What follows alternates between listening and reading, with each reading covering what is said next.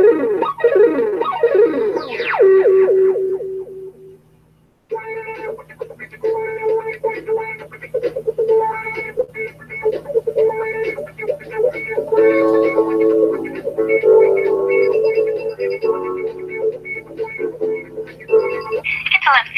at Radio Free America, and this is Uncle Sam with music and the truth until dawn. Right now, I got a few words for some of our brothers and sisters in the occupied zone. The chair is against the wall.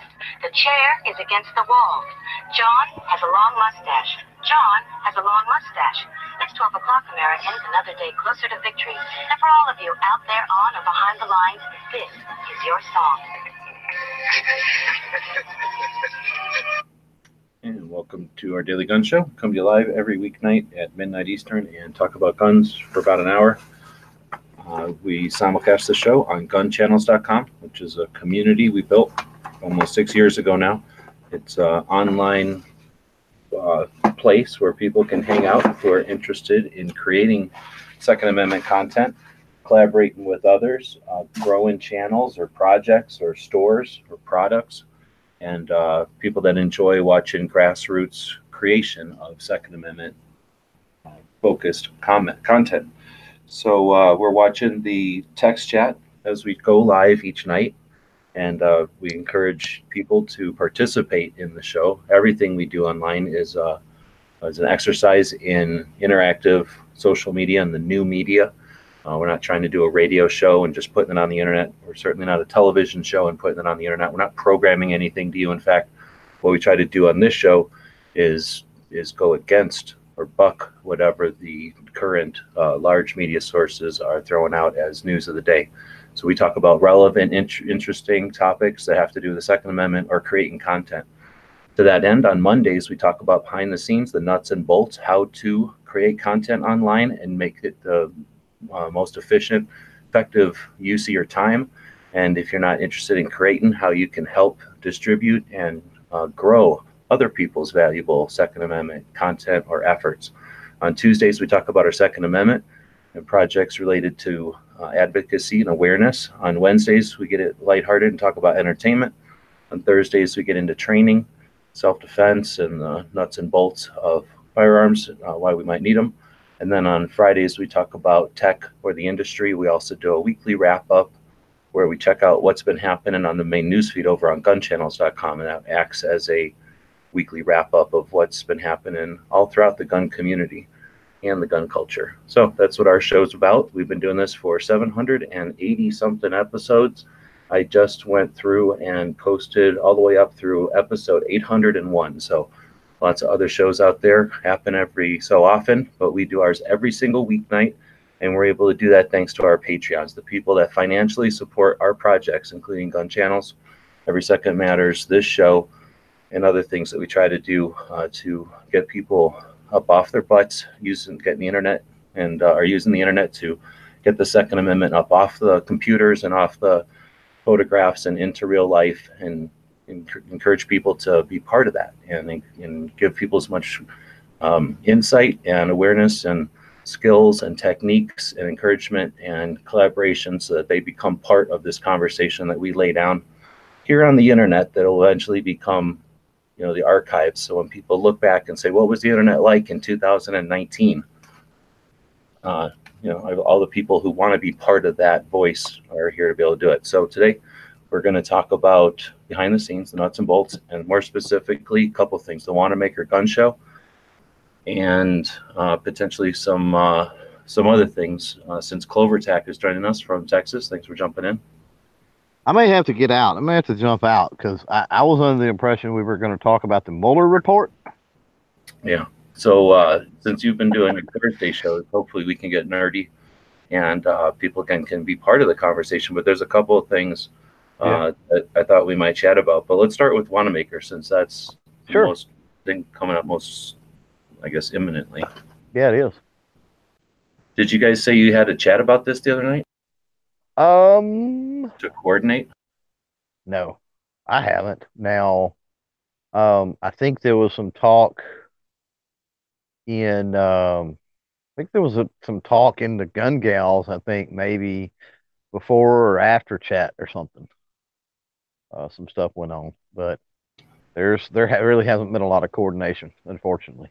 Okay, so of course everything is, exists for the sake of those who are interested in seeing it exist, and everything is as delicate or as fragile as the weakest link or the strongest Mm-hmm. you know element to it. So gun channels isn't something where you join and it's like a luxury cruise where all expenses are paid, and for free or for $12 a year, you get some kind of ticket and you jump on, and people have planned this stuff out, and companies have coordinated together to bring you all kinds of fabulous salty treats, and all we got to do is listen to the timeshare spiel or something like that. That ain't what's happening. It's basically just a place where we can work together. So a couple of us have started this tradition of going to Wanenmacher in order to promote the show, right? To bring that Second Amendment up off the floor of the Oklahoma, what is it, the Tulsa,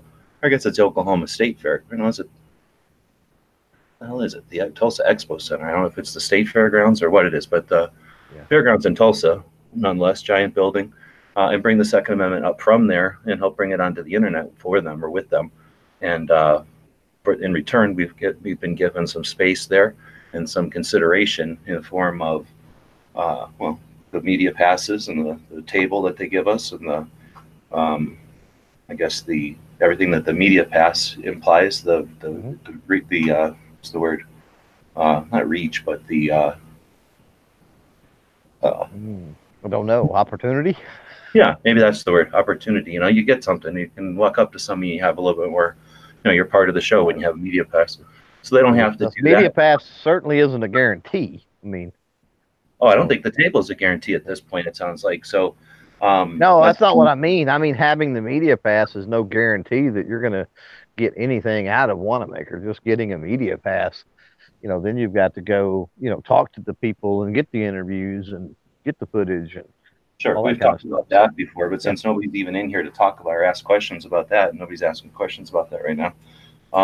Let's talk about the gun channels and its relationship. When I say gun channels, I mean the people that show up from GunChannels.com. When we first started attending, more than one of us, and going to the show, we thought, hey, this is neat. Well, I thought, hey, this is neat, but what's next?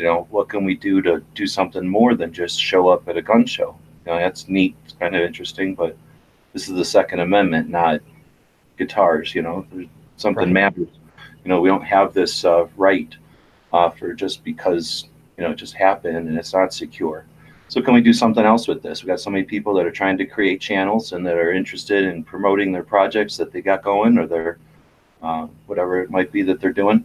And when we showed up there, like I say, we talked to them and we got the ability to cover the show officially. Have we done anything really though to say thank you for that, and then beyond that to show them our worth?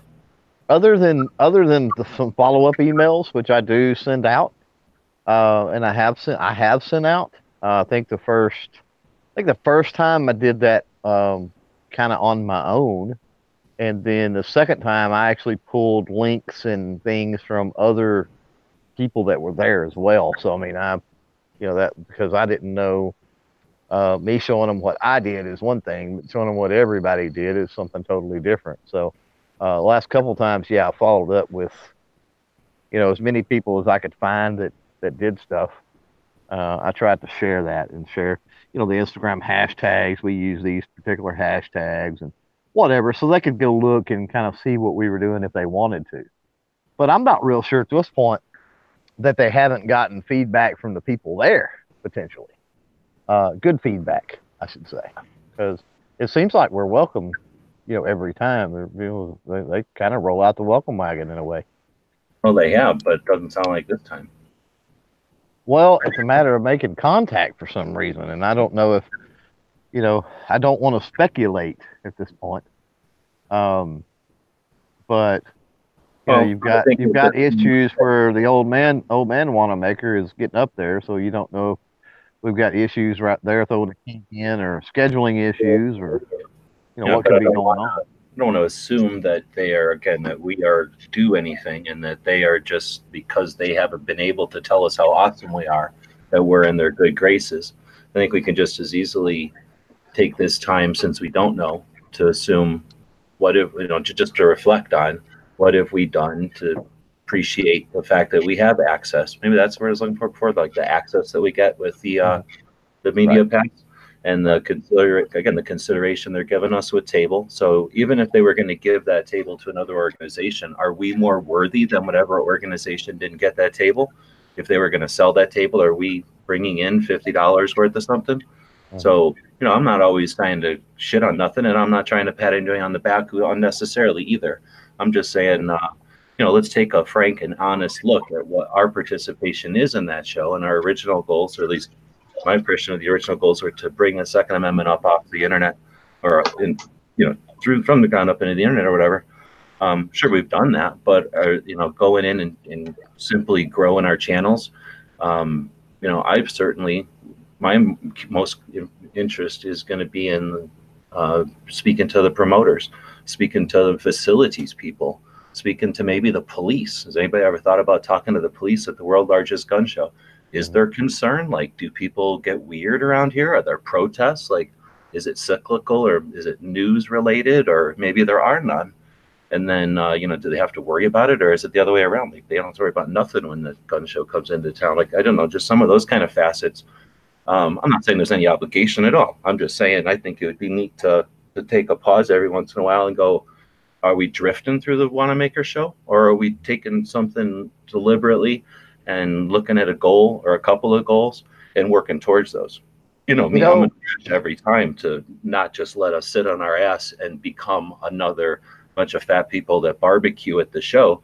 Instead, let's be the people that are breaking new ground and making the show better, and using that as, the world's largest gun show. I mean, isn't there a potential there to change people's minds or something? I like that, and I've never considered that aspect. But to maybe corner some of the law enforcement that's there, if they're willing, either on camera or off. I mean, you could still gather intel without having to put them on camera, of course. But one question in my mind that comes to mind that I would like, and I may make that a goal of mine to find somebody and ask, is when you have the largest gun show in the world twice a year, right? And Tulsa's not the largest of cities. So when you have this influx of people for 3 days or whatever, is there anything to crime stats, right? Does theft go up? Does assault go up? Is there anything that's correlated? Be interesting with the amount of people coming in, and that would kind of tell you a lot. I mean, if there was or if there wasn't, right? Now, obviously, if thefts went up, but it was like motor vehicle break-ins, you know what I mean? Then it would be safe, I think, to assume at that point that because there was more people in the area, there was more cars to be broken into type situation. But you would just ask, is it the same when there's like a big basketball game or whatever else that, there's something else that happens in that big expo center. So we're not the only big event, right? Right. Yeah. But try to find out, I guess what I'm saying is figure out if the type of people that go to the largest gun show, do the police see more trouble out of them, less trouble, or is it stay pretty much consistent? Yeah. And that'd be the kind of stuff that it'd be interesting to talk about anyway it comes down. But certainly if it comes down that, we never have to worry about anything. I mean, I guess I don't know, the police are going to say whatever is strategically good to say, I suppose, too, right? Maybe, and that's why I said you're talking about. We have half the force on vacation that week. Right. Right. And you're talking about talking to somebody there, which is not going to be far high up the totem pole, and you're obviously going to get probably a more realistic answer off the record rather than on. But it would still be good intel either way to have that conversation. Yeah, I like that. I like that approach. I still like to get either a good drone that can take a high quality image and has some kind of stabilization because of all the air conditioning up at the peak of that thing wouldn't allow our drone to stay stable up there. But to get either a really good drone shot, and I honestly think it's worth it for the show to get somebody who knows what they're doing to get crew so that they can, because they'll probably have to walk, even with a good drone, you're going to have to walk, kind of under it in order to steer it good. And then that means having some people that clear a path so that the person can keep their mind on the drone and not walking. So at least a couple of 3 people with a good drone, like a good one that can deal with it, and then get the coverage, because that would be, I would think that would be a good coverage to have, right? Just going from one side to the other slowly, just would be good stuff. And also, I like the idea of potentially, so a drone getting on the catwalk to just have some good catwalk snapshots and, the kind of stuff you can do from out there that you'll never get from a drone, but you can get when you can walk up there. Potentially doing some intros and plugs from up there, or at least getting some pictures that people can use on green screens and stuff. So I think that would be neat from up there. I would love an intro or something from up there. That would be awesome. And then, oh dang it, what was the other thing? And then, I'll think of it since I'm not trying to think of it. But thanks, Ellis, for jumping in. Long time no see. You guys were in there chatting about all kinds of stuff that I was going to chime in on, but nobody gave me a link to your show last night. I thought I sent you a link. I always send you a link. No, I normally do, but of course the one night is like when Matt ended quickly because of his voice or whatever, and I was sitting there watching. You guys were all chatting about stuff. So anyway, thanks for jumping in. We're chatting about Tulsa and potential what we can do for as GunChannels.com and the people that make up GunChannels.com for the world's largest gun show, and what can we do instead of not just individually, like what we get out of the show, but maybe what we can do with a coordinated effort. Maybe that's the way to say it. What kind of goals could we achieve with a coordinated effort? For example, I'm looking at it like this. We've got, I think, something like 40 people showing up at the gun show that are all going to either be getting together each night, probably. We'll definitely be getting together beforehand, but have the potential to have like something in common completely. Like we have enough time and enough communication that what could you do with 40 people who know what they're doing at a gun show? And could that be everybody? Maybe think of the aisles. What if that was one person per aisle and we could do one thing per aisle? And I don't know what the hell it might be. If it's, something about a political thing, or if it's something about an awareness thing, or if it's simply something like share the gun show. It doesn't have to be about the Second Amendment. It could literally be about the show that everyone is there participating in. But what can we do that could give us something different to work on, something auxiliary? It's not, and nothing that's, again, I'm not trying to make obligations or requirements. I'm just trying to look at ways we can push the envelope and do something with our presence there, especially again with the, what was the word I was using before, the reach that we, like the access that we have as press. Right. Hopefully for good, not for just being a nuisance or, just doing something to do it. But if there's some way we can nudge, maybe letting everybody know about the gun rights policy conference. Like, is there something useful? Is there something that's coming up in Tulsa? Maybe a way to, I don't know. They already got open carry or constitutional carry, right? So that's cool. Right. Well, there's a lot of things you could do, like the awareness on these new red flag laws. Get the truth out about those. Those aren't one of the things we were talking about on my show earlier. These things are turning common, everyday, good citizens into criminals overnight, and all it takes is a neighbor to make a phone call. And, you lose your guns for who knows how long, possibly for good, because somebody has a dispute with you about something. Here comes some cop knocking on your door. Well, you've done nothing wrong, and he's wanting your guns. I think just getting awareness out there about the issues that's going on right now in the country would be a step in the right direction. So maybe some sort of like, I think once you get to the size of like a big postcard, you're already getting too big.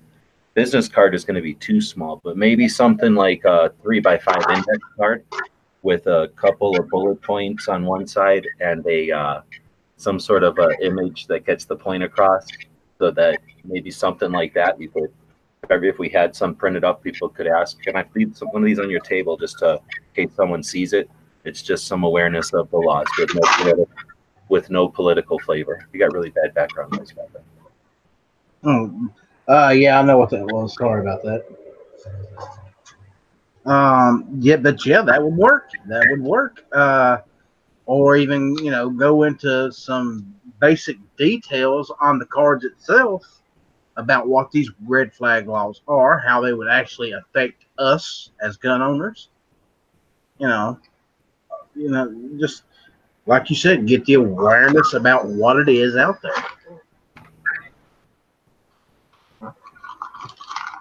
And also how we can defeat them. No, that's a lot to put on a card already. But anyways, Clover, what are you having trouble connecting or something? When are you getting your good internet? Oh, I don't know. Never. I don't know. I'm gonna follow up on that tomorrow again. So I'm gonna keep aggravating them. They'll eventually do it. I don't know. I like the idea. I think I like the idea more along the lines of, instead of focusing on any one particular issue, I like the idea of pushing them maybe toward alternative. You got to think, right, with the world's largest gun show, you've got to think the vast majority of people probably in attendance anyway, maybe not the tables, but when you're talking 4,000 plus tables, that's certainly a possibility of tables too. Got to think that there may be, there's probably a very high percentage of them, other than the NRA, are not thinking about other Pro 2A organizations. So maybe you have. Oh, I didn't interrupt you. Go ahead.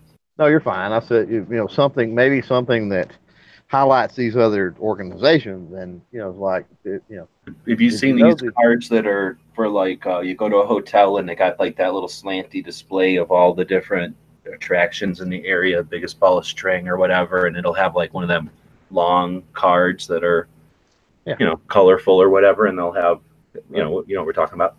Yeah. So something like that says, did you know, or something, and like NRA ain't alone, and then Gun Owners of America, of course, Second Amendment Foundation, of course, but then Oklahoma, Texas, the states that have joined that people might be familiar with on one side, the national ones on the other side, and then maybe something clever like, this is how much it costs to join each month. I thought about doing something like join an organization a month type of strategy, where you say, hey, are you willing to spend however much money it costs to join one of these organizations every month? Let's say it costs $30 a month. Are you willing to spend this much, $360 a year for 2A? And then here's the 12 organizations you might join, or next year switch up 4 of them or something. Like, did make some game of it or something, or come up with some snazzy, way of kind of suggesting, hey, did you think about joining all these other organizations? Does your money work for the Second Amendment, or does your money just, is your money playing around? Something like that. Sure. And it describes the organizations. Did you know, like, these people have an injunction against the bump stock? You're not a felon today because of so and so. Right. Yep.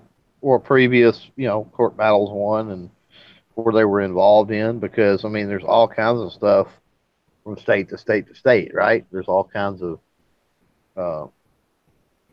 court cases and things like that these organizations are involved in. So maybe rather than going into a spiel about this organization was founded in this day by this person, just say this organization is responsible for, so-and-so versus so-and-so, that where the court said that we have the right to bear arms, or the right to carry, or open carry, or, and kind of go down that way. That way you're highlighting victories, right? You're highlighting positive things that those organizations have done. And then, maybe the membership fee, and then maybe break it down. I think when you put things in perspective like that, if you think about it, think about going to the range and think about, $30 a month, right? Or $30. to join one of these organizations or something. That's a couple of boxes of ammo a month. Oh, So, please look at it like something frivolous, though. That's like a just pair of sneakers. That's like 10 coffees. Not even, am I crazy? It's probably like 4 coffees or something, right? yeah, it depends on where you get your coffee, but yeah, sure, yeah, absolutely. That's a movie, a night out at the movies for a lot of people. Or maybe think of something that's that's more of a burden or something. Right. Or maybe like that's a 2 or 3 channels on your cable bill, off your cable or something. Mm-hmm. Yeah. Yeah.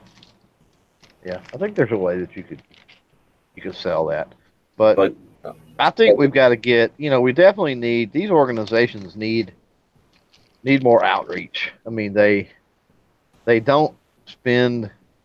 They don't spend. I don't think they spend the time and effort, and they really can't, because a lot of them, when you're talking about the smaller organizations anyway, they don't have the staff and the manpower really to put out this big marketing move with them. Most of them are still relying upon traditional media, written press, that sort of thing. Well, if we assuming we can get a table again as gun channels, what do you think about contacting the various organizations that are applicable?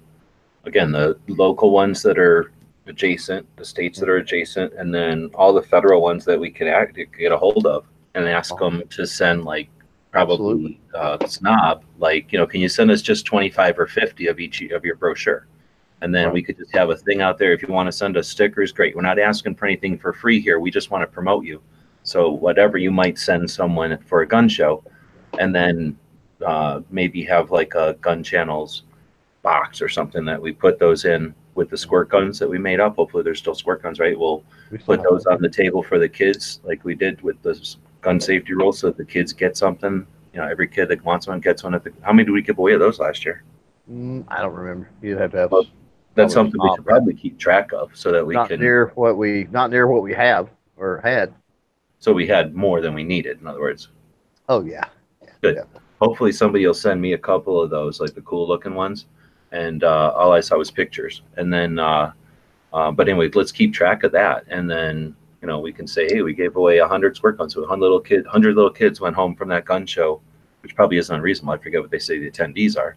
100 little kids went home from that gun show with something, a little toy squirt gun, and the gun safety rules. But then we also help represent. Hopefully we can get GOA, Second Amendment. Probably JPFO would send us stuff. FPC. Then we got the Oklahoma, that Suppressor Association.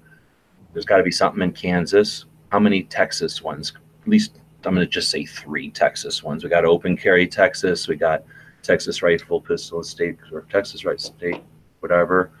And then probably something else in Texas. We could get. I've got the stuff for TSRA. So yeah, so that's what I'm saying. So we could have a pretty decent little selection, and then again, make up some little business cards or something that have all the organizations on one card, so that somebody, if they are interested and they're not, not capable, they can pick up that one thing and then go figure everything out for themselves. And then I like the idea that Budget put out here. He said SAF has 38 active cases fighting for our rights, and it's $15 a year. So what if there was some sort of a scorecard there, and on the one side you have how much the monthly or yearly whatever subscriptions or donations are, or whatever you call it, and then on the other side, like you say, a score tab of like what all they've got going, or what all they've accomplished, especially over the years. I'll bet you it turns out to be a pretty decent bang for your buck as far as efforts. But anyway, yeah, I think that might be something that we as gun channels can do to provide a little awareness presence at the show. Mm-hmm. Yeah. Now, Rob out there, I see he's mentioning something about asking the people that run the show.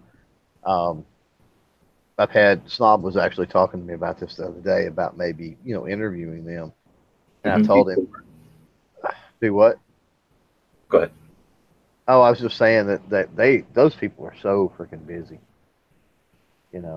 Now, if you could catch them maybe early on a Friday or late on a Sunday, or there may be some free time, but it's definitely going to be a scheduling thing. But he's saying talk to the promoters now and find out who their people that they're happy with, right? And then now, weeks before the show, talk to them about what's coming up at the show. So it's not like, here's what happened, but instead a bit of, here's what you got to look forward to. Guess what's happening at the show.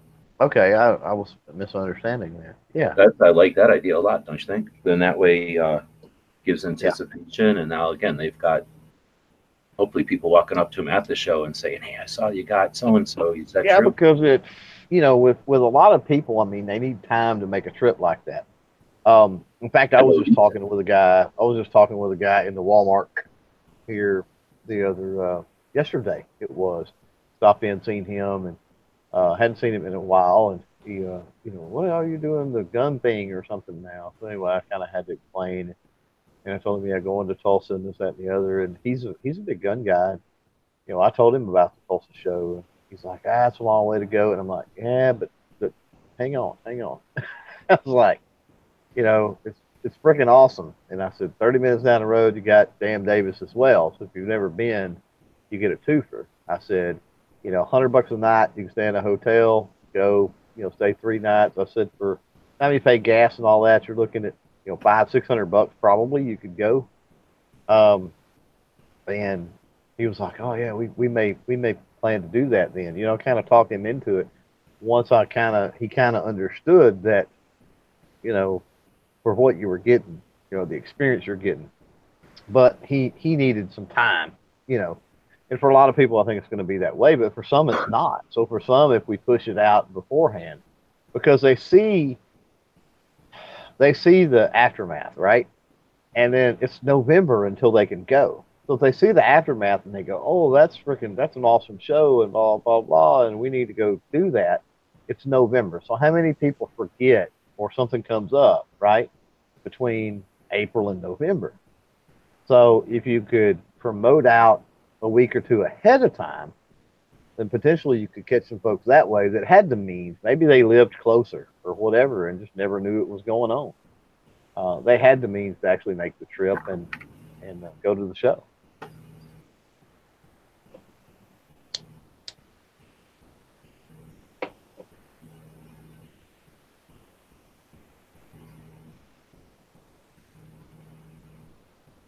Dead Horse jumped in from Utah. Thanks for joining. Got anything to throw in? How we can be as useful as possible for Tulsa? I like to hear more about the people at the booths. That some of the interviews. I think some of the interviews that I've seen, like for no one specific, but just like a lot of the interviews I've seen are just like, again, I'm not there, so I don't know the circumstances, but they just seem super short and like, hi, who are you? Where are you located? How do people get in touch with you? Thanks. And it's like they barely talk about the guns. And again, I'm not there, but yeah, I want to hear more about their guns or their companies, their, stuff like that.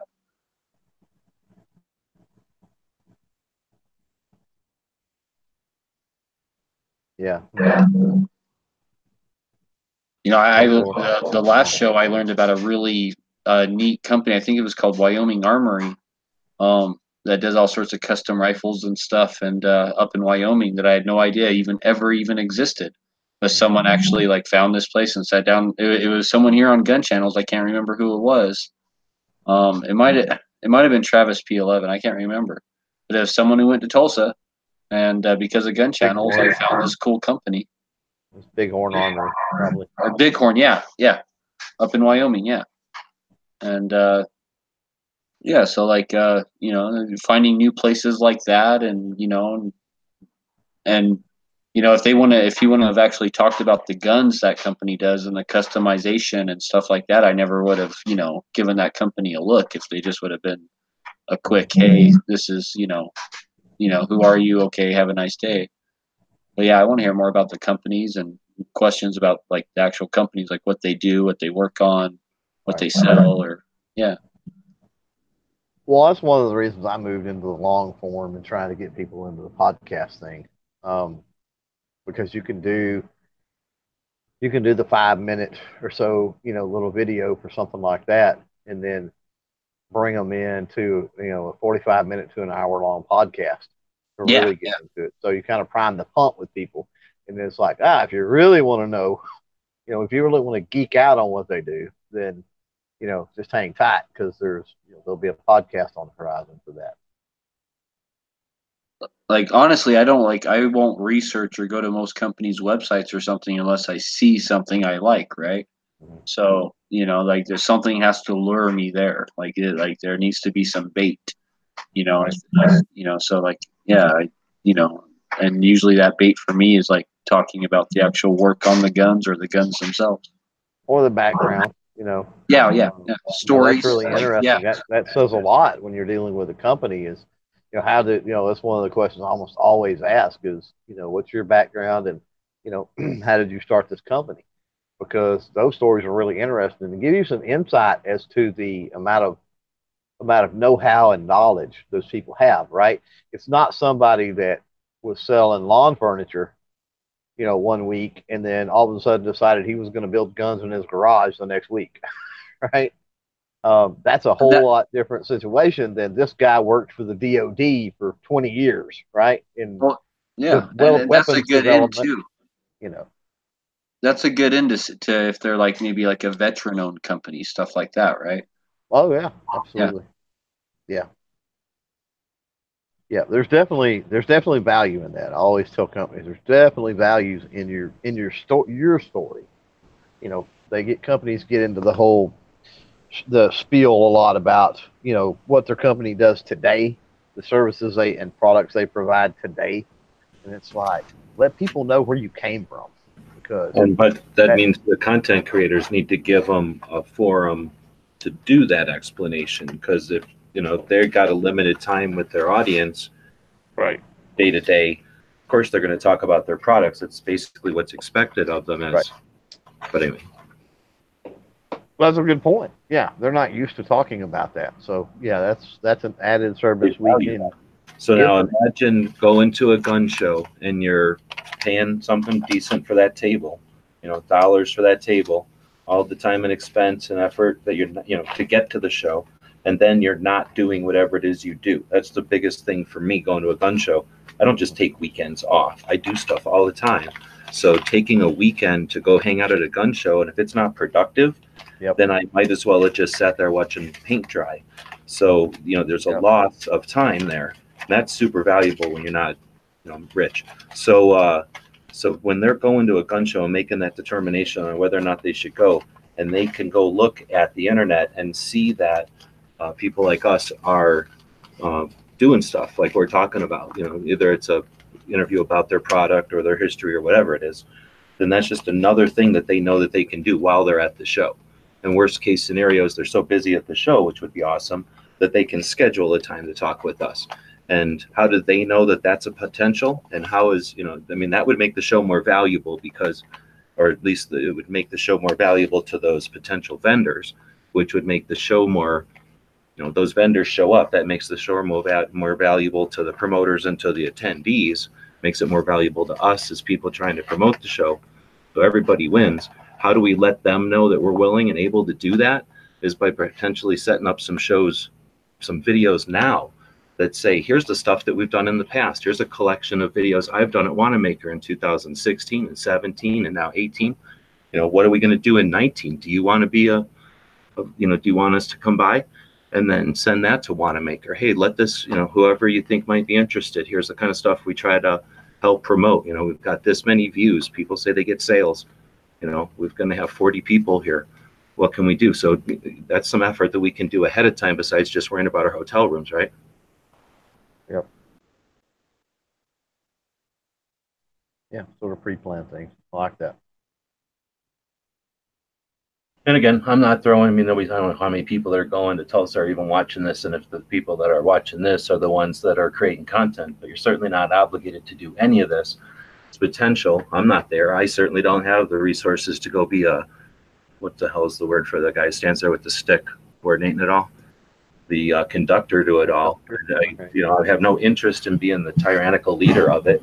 So I'm going to throw out ideas and hope that you all do something with the potential that we've got. And I won't take a lick of credit otherwise than, enjoying the fact that y'all are going to grow at the same time, spreading good word about the Second Amendment and, helping the people that show up at those shows and the people that attend the shows.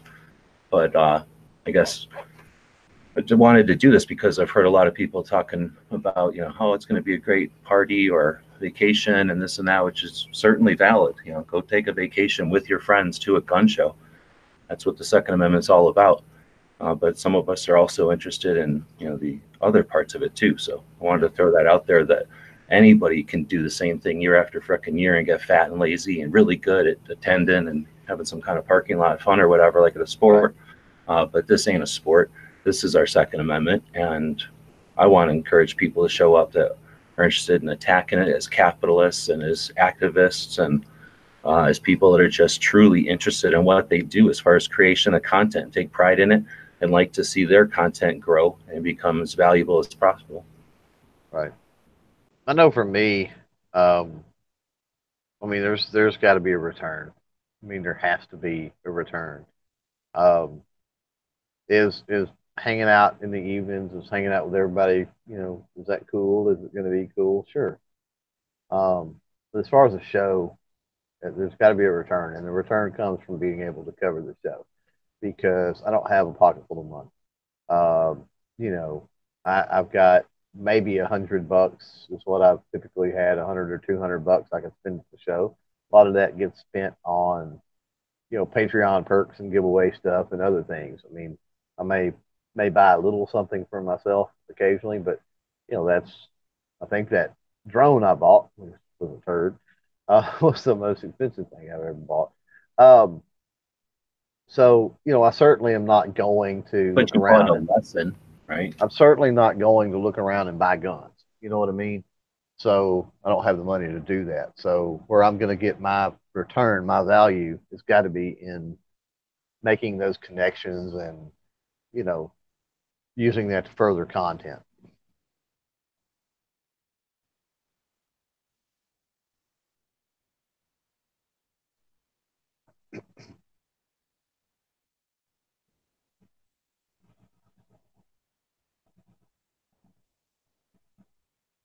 All right, well, so questions. I don't even know how many people are watching, so we'll just keep moving along with topics then. So,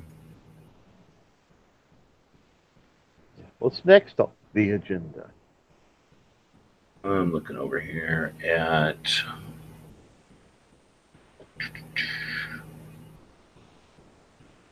we need some mods on the Instagram account. So if anybody's interested in helping to moderate or run the Gun Channel's Instagram account, I'm looking for people that use Instagram at least daily. And if you do it more than daily, often during the day, that's even better. And if you think, what?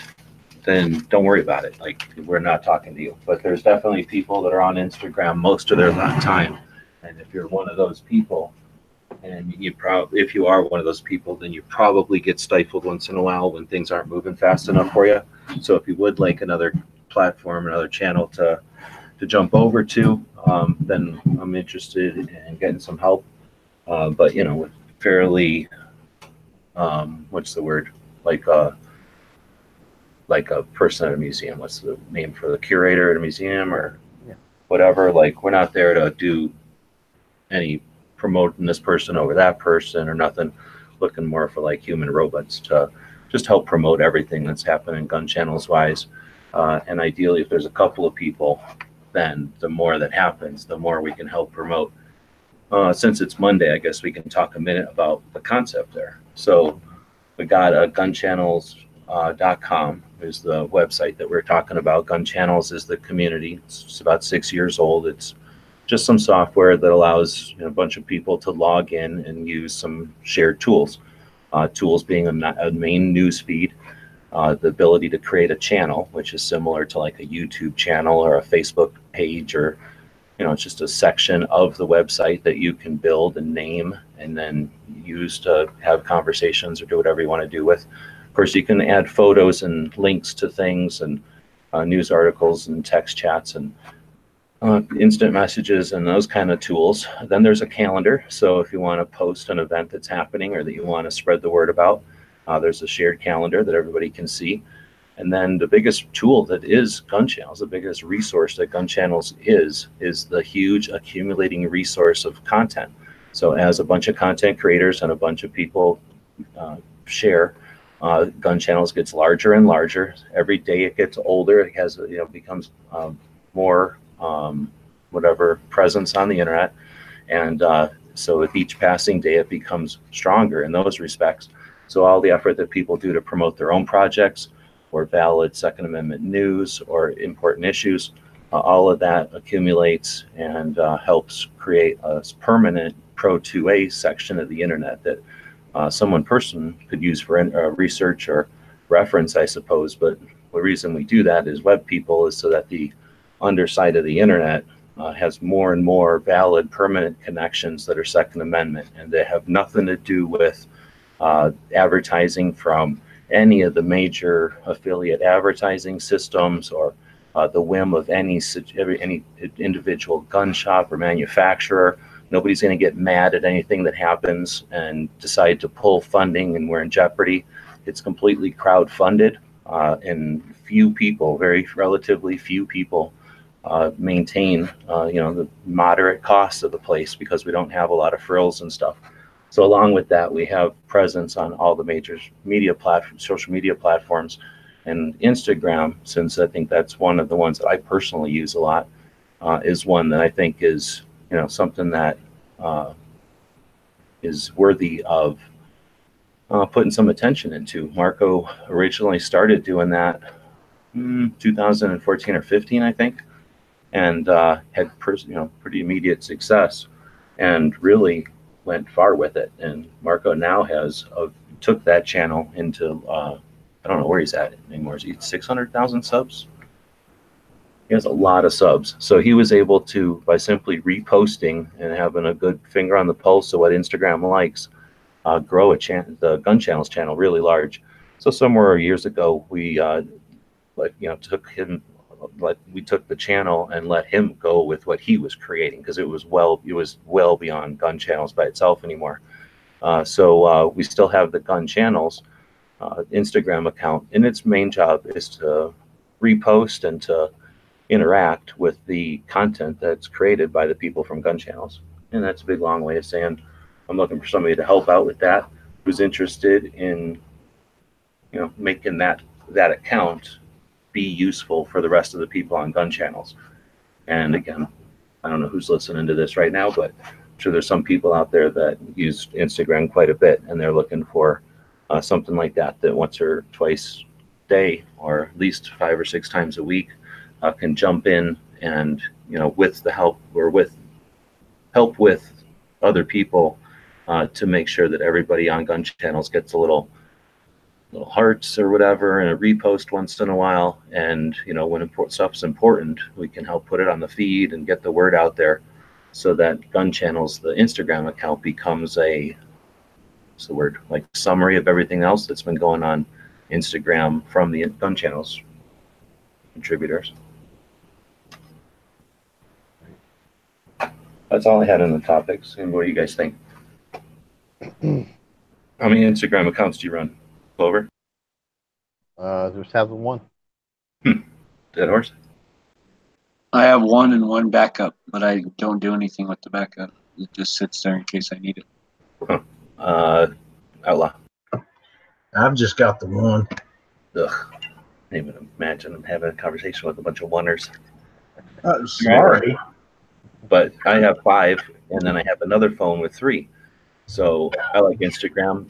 It's neat because unlike some of the other platforms, YouTube's actually pretty good at this too. You can just flip back and forth between accounts. And that way, I don't know, you don't want, I don't like shoving my food up on my gun one, for example. It's just, some people do, but I'm not interested in mixing the two. I think it hinders both of them, right? Unless you're purposely trying to do something that mixes 2 weird things.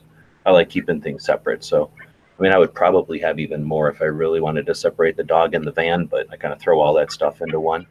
But even with that, I'll still separate, some of the major things. And like Gun Channels, I'm not gonna try to do gun channel stuff with an account that's my personal, because then, well, most of the time I think it would fail. Marco ended up really having success with it, but Marco is, fairly unique as far as his ability to play with the Instagrams. So you don't mix your peas and your mashed potatoes? Is that what you're saying? Well, I don't eat peas, but I know what you're saying. No, I probably would mix them. I'll mix corn and mashed potatoes. But not always. I'm not the kind of person that eats the same way all the time. And like, if I don't eat the same way, it's an issue. Like, sometimes it's just don't have time. Sometimes just don't feel like it.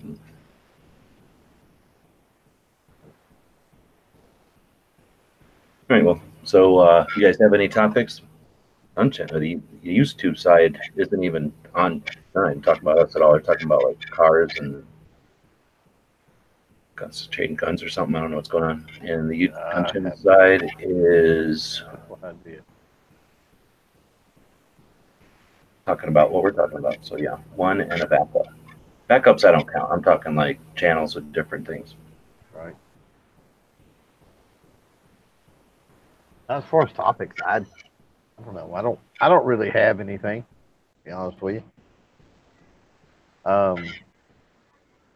Gun related, I mean, we had a pretty good thing. We could run. Guess we could run it through the room. We're talking about. I had a question come up earlier about lever rifles, and if you prefer loading gate or tube loading. For me, it's loading gate, without a doubt. Well, I can answer that one real quick. I prefer the Marlins over the Henrys. The Henrys look better. I love the way the Henrys look, but I cannot. I'm talking about the looks, though. I'm talking about how they load. Functionality, I know.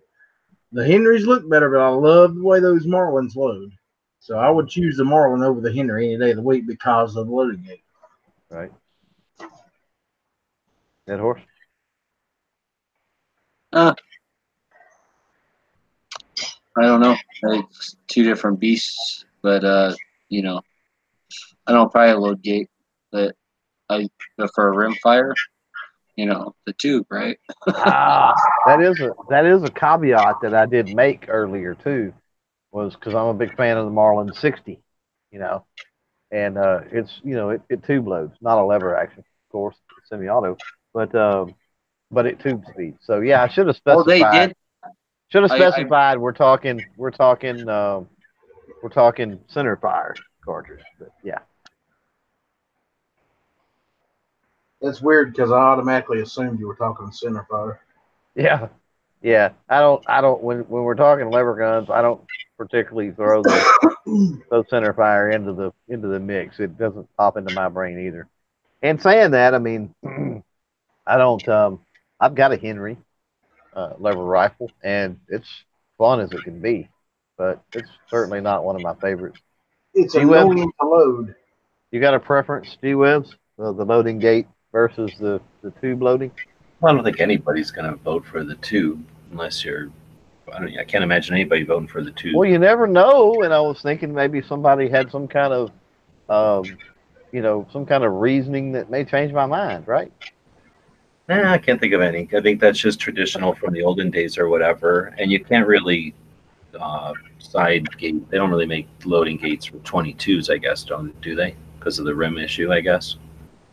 So no, that's what I was saying about the tube is for for like the rim fires, all the lever action rim fires, they're all tube. So, but that's like, I think that's going to just be like that for safety. But I like I'll go Winchesters over Marlins. I don't like scopes on levers, so I don't. I don't either. But I still think I prefer that Marlin action. Here's the thing, I guess. I grew up watching a lot of westerns and stuff, and Marlins with that like curvy, lever and the curvier pistol grip just ain't enough iconic for me. And I don't care what. Even I guess there's some cheap Rossies and stuff that'll look kind of like a real Winchester. Mm-hmm. But picking up a Winchester, I mean, it's like when I pick up my model 1897 shotgun. You can't pick up that shotgun. I mean, there's we haven't talked about that before. Maybe we can talk about that. You can pick up like a gun, and it's like, okay, I'm picking up a gun. You pick up like a 1903 Springfield, and you feel different picking that up, especially like an authentic one that's done stuff and been there. You pick that up, and your mind just goes wandering. I think that's sort of like that experience with some of those. Oh, absolutely, man. That's why milsurp stuff is so fun. But I guess I'm saying with the levers, that's why with the Marlins, it's like, well, but yeah, it's the same. Too modern for me. Like I'd rather pick up a Winchester. Oh, you know another thing? We had almost exclusively bolt guns when I was a kid. My dad was all into stupid surplus, milsurp, except whatever it was called back in the 70s. So we just didn't have that many levers. So for me, it was like one of them guns that that was one of the few guns I'd have to look at somebody else shooting. And so anyway, whenever I got my hands on them, I just want that Winchester in my hands. Like I like that lever and that shape of grip or whatever. So, and I don't value the open top. I mean, they covered the top of the original lever action because of the weakness. Like they wanted material up there. So I like the side gate and the operation of the Winchester. Right.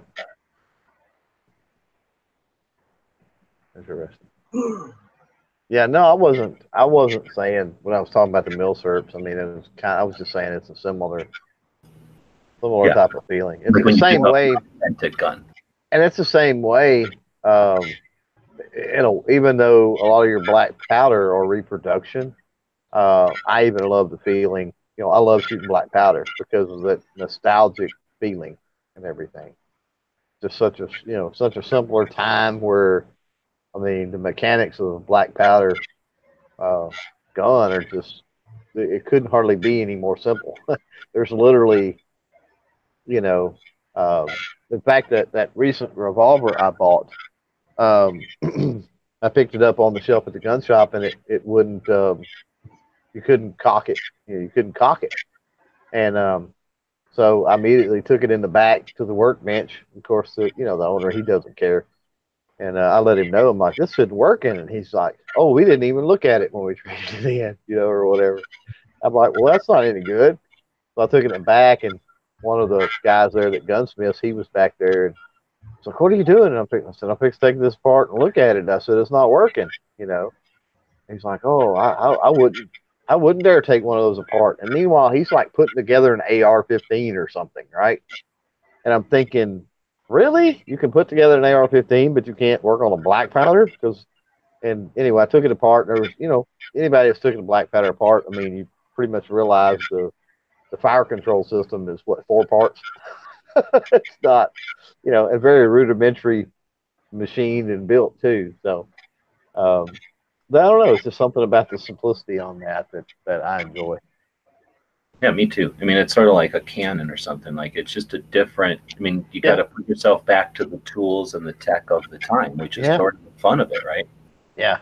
I mean, it wasn't made to be pretty. It wasn't made to have a fancy trigger. It was made to shoot crap out the end of the barrel. Yeah, it was just supposed to work a bunch of times before you had to go back there and fiddle with it again, ideally. Right. Yeah. Yeah. I've got a question for you guys. We were talking about lever guns earlier. Do you like the newer safety models, or would you prefer to have one of the older ones without? I will not buy them with safeties. I hate that. I can't understand a safety on a lever. Zero King safety. I agree wholeheartedly. It's zero Ting and zero cross bolt safeties on all lever guns. If they were supposed to be on there, I believe John Browning would have put them on there. I rest my case. Well, Clover had to leave because of the mere idea of a safety on the lever gun. Lord, I didn't write him off for that one. Sorry, Clover. All right. The tactical leprechaun tonight. So we call this the Daily Gun Show. I'm back. Y'all made me mad talking about safeties. I love safeties. I want as many as I can have on there. That's just because you like football. Oh, I thought that was what we were talking about. I'm sorry. I'm confused. Are you trolling? Or are you for real? You like a safety on a lever gun? No, well, I was trolling. Okay. I popped in on the tail end, back in on the tail end of the conversation, and yeah, I was making that Outlaw caught me. He got the football analogy. Yeah, I got you. Yeah, y'all barely know sports. All right, so let's move on. So call it the Daily Gun Show. So that well, a couple of things. So we can talk about gun shops. We got a gun shop to talk about today, and then so we can talk about basically gun history and the different things that come up, so that we don't forget that there's a whole bunch of the aspect of firearms ownership that has to do with the knowledge of history and the interest in history and the role that firearms play in it, and in our country, in our culture. So that we can remind people of all the different aspects of it. So let's talk about some of that. Today is the anniversary. Today is Medal of Honor Day. So in 1863, the first Medal of Honors were presented, and since then they've been awarded 3,500 and something times, and there are something like 71 living recipients. It's, I'm sure, grown, but anyway, let's take a second to thank all the people that allow us to partake in the freedoms that we have. And then we're going to talk about a gun shop. So today, I just posted the other day a shop that I saw on the trip. So I drove up to the Big Sandy machine gun shoot this weekend. And, it's a big machine gun shoot that happens in the mountains of Arizona between Phoenix and Las Vegas. So it's about a 5.5 hour drive. Got up there, experienced the show, and did all kinds of stuff. It was sort of an introduction to the dog, to the loud noises of the machine gun shoot. She did real well. And anyway, after going up to the shoot on Sunday, it was debating. I really wanted to go to Vegas because I was basically 3/4 of the way there, and it's a long drive to drive right back to Tucson. But I just couldn't come up with an excuse to go to Vegas because I've been to Vegas a million times too. There's nothing really going on that's new or anything. So I was looking at the map and looking at alternative ways I could come back to Tucson. And I've been to Prescott a million times, and I've been to Flagstaff more. So I started looking the other way. Anyway, I ended up going to Laughlin, which I'd never been to before. So I don't know, has anybody ever been to Laughlin, Nevada before? Nope. You heard of it though?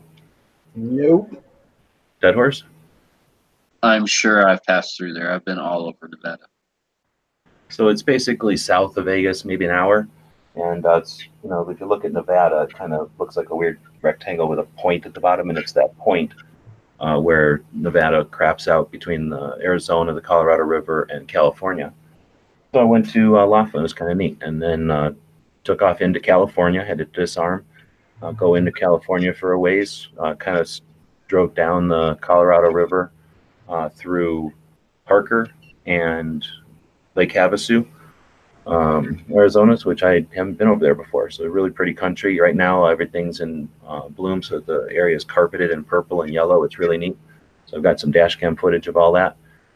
Checked out a gun show down in Lake Havasu that I'd never been able to attend before, and then came back through Phoenix and whatnot. So one of the shops I saw on the trip was up between Kingman, Arizona. I guess I could look at a map here, show everybody where we're talking about. Visited a couple of shops, but on Sundays, so many shops are closed. So this was one of those. Or at least I got to see the thing. Zoom out here. Oh, am I screen sharing? Yes. Okay. So up here this is pretty much where the Big Sandy shoot is, out in the deserts out here. Does that say Big Sandy? Yeah. So it's that green square right there. So let's say you come out of that green square and you drive up to Kingman, Arizona, and then you head over here to Laughlin. You get this big stretch of road here. It's just all flat and nothing. And somewhere in here, there's going to be a gun shop.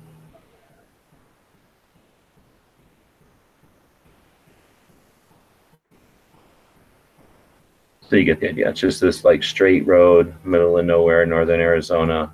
And I guess I could type gun shop into here.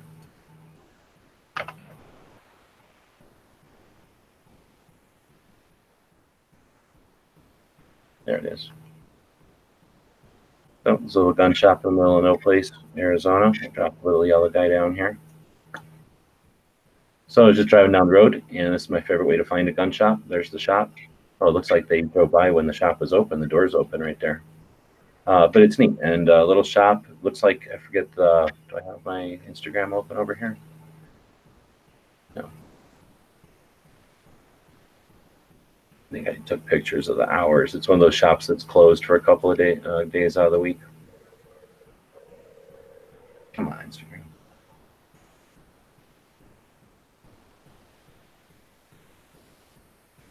I thought I had a picture of their business hours. But anyway, they also had this sign up 1 hour CCW courses. So for a while there, Arizona dropped any kind of requirements on CCW when we got constitutional carry. They figured since you can carry any way you want, you might as well be able to get a CCW without the mandatory 8-hour class that they had before that. I guess since then they've changed that again. But anyway, I thought that was kind of neat. Little shop. I didn't get to see inside the shop because they were closed. But at least now I know where a little shop is from ever driving back and forth to Vegas or whatever. Or if anybody is, this little shop you might want to check out. Oh, what was the name of it? It was called Special Weapons and Things, and it's called Golden Valley, Arizona. Did they have special weapons there? Well, I don't know. Like I said, it was closed. I mean, I don't like going in and like hold my eyes up to the window kind of thing so I can see in. Figure that's probably not a great idea when it's a closed. Freak them out. Yeah, that'd be a quick way to get the cops called on you. You've had enough of that in your life. Let's see. All right, well, no comments are coming in on that. So that was our gun shop of the day. And I want to say thanks to the Patreons. Not inexpensive to go drive. I think it was like 3 or 4 tanks of gas altogether. But neat to see another gun shop or another gun show oh man, I can tell people in Tucson what it's like to be in Lake Havasu. But Lake Havasu is where the London Bridge is. So the actual London Bridge from London, I guess. At some point they bought it and took it brick by brick over here. And the Colorado River widens a couple of 3 times, right? We've got all kinds of dams kind of on the border of Utah, Arizona, and then Utah, Nevada, and California. There's various dams that make these different lakes for power and stuff. And the Lake Havasu there, where the London Bridge is like a, I guess you'd call it like a mecca for people with, what are those things called? Look like motorcycles, jet skis. So they look like the lake is just, like a giant jet ski racetrack or something like crazy. There's tons of people on it. Anyway, there's this little section of the lake that has an island. I don't know if it's man-made or if it just happened, and that's where they stick the London Bridge because the lake is way too wide at that point. It's it's almost or the river is more like a lake there. So the London Bridge is just set up. I didn't get to see it because you have to basically pay to go to the area where it's at. But the gun show is just, I don't know, a couple of, maybe half a mile from it. You just couldn't see it because of the trees and stuff. Anyway, so that was the trip. Now I drove through, but I couldn't even count how many towns that were completely gone, just all but gone. And it's kind of frustrating. You'll drive through and there'll be the old gas stations. And years ago, you'd already experienced this. You go past like the old service stations, I guess you'd call them, full service with the shops and everything, garage bays. And then, those would close down for the new snack bar type convenience store gas stations, right? That, have the automated pumps and probably more pumps, and then open 24/7s in little towns where the convenience store part can close, but the pumps stay open with credit cards.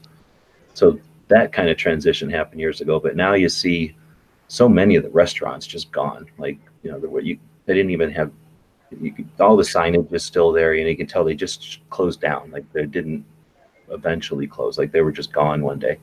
And that's the depressing part. Drove through a couple of these towns where all this, like what I don't know what to call, like the original stuff was just ghost, abandoned buildings, vacant. And then there'd be like a Family Dollar, like the metal building, how everybody knows what a Family Dollar looks like. There'd be a Family Dollar on the perimeter of town, and then the Chevron station. So I don't know. Is there anything to talk about there? Are we dying?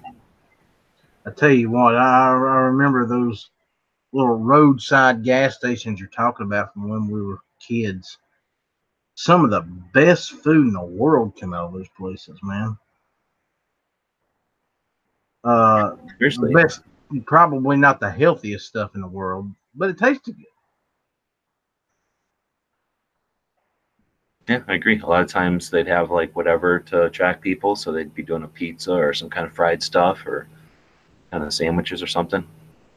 I used to back in high school. I worked at a full service gas station, and talking about them, there there's still some around, and there's still people that love going to them. And but I think we've gotten into a mentality today with self serve and with people that it was literally like a nickel a gallon more, maybe, or something like that, to go to full service than it was to self serve. And I mean, you get your windows washed, they check your tire pressure, they'll check the oil if you want, and of course you can tip you can always tip the whoever's doing it. Um, but you know, it's interesting in this day and age with as many people that you see somebody on the side of the road with a flat or this, that, and the other. That what if we had those those full service gas stations, and then those attendants could see potential issues with your vehicle before you had an issue, right? Before you got out on the road and had an issue. So, of course, nowadays we got cell phones and you call the tow truck or you whatever. But I don't know. I seen it as maybe coming from that world and doing that. Um, that's something that when I get gas, I tend to do to this day is wash is wash the window and check my washer fluid, and check the air in my tires, or at least walk around and kick them. You know, I'm pretty good at being able to tell if they're low at this point because I tend to keep vehicles forever. Be able to tell if they're low just by looking at them. That sort of thing. Check lights, and just different things while I'm filling up. And I think that's something that's lost on a lot of people nowadays. And it's sad because it had a benefit. And it's just an old way of life, Clover, that, simpler things for a simpler time, I guess. I don't know. Things were certainly slower. I remember when those still existed and you had the option, and I don't know what the price was. It was more than 5 cents. It was something. But anyway, I remember It wasn't much. I mean, when you're talking about a gallon, a tank of gas, you're not paying that much more. Yeah, it was just a couple of bucks. But the thing is that it took time. So I remember people would, it was like a tool that if you were, like you say, well, I'm going to go on the highway, so I'm going to go to full service, get the windows clean, and they wash the headlights. And then, like you say, they check your tires and oil, depending on, pretty much all the time. So, and since they're in there, and since they were doing it every time, they didn't have time to hard sell or try to con everybody who was going by. So they would say, hey, look, you got a steam coming out of there. There's a bunch of leaking, So anyway, that was sort of once in a while you'd use it. At least that's how my parents and grandparents would use it. They would sometimes use it. And then most of the time, though, I remember when it was, like I say, like still there, they didn't have time to wait for that. So they would just get in there and pump gas and go. And most of the time I had to get out. It was like the old, same as being in roll control back in the day. Like, why'd they need full service when I'm in the car? Right. So maybe that had a factor. But I know that it wasn't very often. And there was a time too when women did not pump gas. Well, that's true. That's period. True. Yeah. If there was a child or if there was a boy or a man with them, they pumped the gas. That was just mentality of the country. And if they were alone, they went to full service. No, that's a good point. And grandmas and just people that are get that nasty gas on their hand or the greasy gas cap, or you know what I mean. Mm-hmm. Like, oh, it's not supposed to go in the back seat. Right. Yeah, a lot of women probably didn't even know where to put the gas in. Right.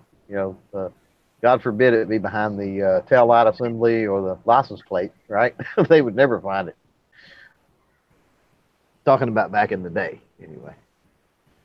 Well, Could you imagine a girl from this day and era, or most of the boys at this point, trying to find a gas tank behind a license plate? Right. Then look all over the car and never think to look there. Yeah, and I don't remember which one it was behind the tail light assembly, but there's one that was behind the tail light assembly. I forgot what car. Somebody I know had one. Was it an Oldsmobiles had them behind the license plate? There was a bunch. There was a bunch that had them behind the license plate. Somebody's sister, like for me at least, because when I was a kid, everyone wanted their licenses as soon as possible, and I just happened to have a bunch. Well, I guess if we had older brothers, they were never going to give us their car, but older sisters' cars is what we ended up getting. And somebody's sister's car had a thing underneath the license plate. It was always funny to, like you say, when somebody didn't know, you'd be like, "Oh, you get gas." Right. And go walk around. Now it aggravates me when I'm in the vehicle that the gas thing is on the right hand side of the vehicle, or the left hand side. I'm sorry. Well, no, yeah, it'd be the right hand side where you have to walk around. Yeah, I like it on. Well, I'm used to it being behind the driver, so yeah. The other side is weird. Yeah, that aggravates the bejesus out of me. Oh, all the Mustangs are that way. Well, that's Mustangs that way, and it aggravates me. I don't understand why it's that way. I mean, vehicles are symmetrical, so if they put it on one side, they could have very easily put it on the other. Because all the foreign counterparts to that vehicle, the steering wheel's on the right side. So then the gas tank's on the right side, but it's too much extra money to swap the body panel and make a whole new rear body panel with the gas cap and everything on the left side and change all that out. So those vehicles that tend to have it switched like that are vehicles that are sold more worldwide to European and Asian So you're markets. telling me a Ford Mustang is sold more worldwide? I'll bet that's an iconic car around the country, around the world, right? Yep. It's like a Camaro or something they want, or a car. Maybe. Could be. Yeah. Same like a Corvette. It's not a Ford thing. It's not a Ford thing. My pickup is that way, and my son's got a Ford 500 that's not that way. So definitely not a Ford thing. It's specific to that car for whatever reason. CTP says there's a arrow on the gas gauge that'll show what side it's on, usually on the dashboard when the light goes on or whatever. Mm-hmm. Right. Mine's got a little, under the gas icon or whatever logo, it's got an arrow. Yep. So I'm going to recommend anybody that lives in Arizona and goes to Vegas, consider taking the route south when you come back from Vegas, or when you're driving up there, whenever it's more applicable to seeing it during the day. Drive south, and I haven't driven the road totally south from Vegas, so that's an unknown. But as soon as you get to Laughlin, the terrain there, the scenery is awesome. It's really interesting. It's very much like Utah in the way that it's where the Colorado had those probably 1,000-year floods. So it's flood erosion, but in a scale that you don't see except for in Utah. It's really neat. Or I haven't seen except for in Utah. And I think it adds maybe an hour or something to the trip, which, in the grand scheme of things, I think it's worth it for the experience. And then seeing the river there is kind of neat. I had no idea. Two things. Number one, the amount of RVs that are out there. Now, I live in Tucson where they build them and I don't know what you call, like fix them and warehouse them for the people that use them parts of the year and stuff. So we have like a lot of RVs here, and I knew that. But I kind of got the impression RVs were kind of always on the road and like stopping at KOAs or something, like along the highways or something. But that whole trip, that whole like 4 or 5 hours coming from the tip of Nevada down to Tucson, at least coming from the tip of Nevada down to Phoenix for sure. You'll see in the webcam footage or the dash cam footage, there was a lot of the camping out there just in the middle of nowhere in the desert. Because it was spring break. Oh, maybe, yeah, maybe. And then spring break for all of us here in Utah and stuff. So a ton of us always head down there where it's warmer because our spring breaks are still cold. I didn't think about it. Yeah. Yeah, and then our spring break's early, so it's cold still. So everyone heads down south. What it is RVs drag in. They're bigger than a four-wheeler, but they're not like I call them whatever you call like a Volkswagen. What do you call a Volkswagen that you turn into a sand rail? Like they're not really sand Dune rails. buggy. Like a dune buggy. They're not that big. They're not like Volkswagen chassis. They're smaller, but they're not like a four-wheeler that's turned into a two-seater. So I don't know what they call that thing. Some kind of cat probably. But they're comfortable for two people to sit in, and they're street legal because they drive them all over the streets. In fact, two of the gas stations that I stopped at, I couldn't even get gas because the assholes in these things had like drove up in a pack and were like swarming around. And since they're so little, they could like, they were letting each other get gas and like screwing everybody in regular vehicles. But I mean, I had no idea how many of them, number one, there are, and that so many people go out to the deserts of Western Arizona to drive them around. It's just, you'll see it in the dash cams. It's really neat. I don't know if it's neat or horrible or cool or not. It's definitely, I mean, I don't know what else you're going to do with that desert out there, but that desert has scars on it. Like, you know that the people are off-roading out there. It's not like horseback riding where it's pretty much no trace. There's trace when a whole bunch of people are out there dune buggying around. Mhm. But again, what the hell else are you going to do at the middle of nowhere desert? It's not like you're going to garden out there or something. So I'm sure people are out there going to freak out that it's abuse of our natural lands or something, but it's got to be pretty neat because there's a billion people participating in it, it seems like. Right. At least hours and hours of driving past people doing it. And they're not hunting or nothing. They're just out there dune buggying. Just, I imagine, just, you know, using gas. It's like driving around in one of them lakes in what do you call it? Jet ski. Jet ski. Don't really do nothing more than drive around and get wet, but that's what you want to do on weekends, I guess. That's what they make lakes for, right? Now, jet ski's the one you sit on. A wave rider's the one you stand up on. Or is it opposite of that? No, I think you're right. And that's what there's out there. The kind that are more like a motorcycle or a quad where two people could sit on the seat, kind of. Yeah. And they're probably fast enough. I would think they're fast enough to pull a water skier. I really didn't. I mean, Yeah. I had a brother-in-law that had a couple, and yeah, you could tube. You could go tubing. It could pull the tube.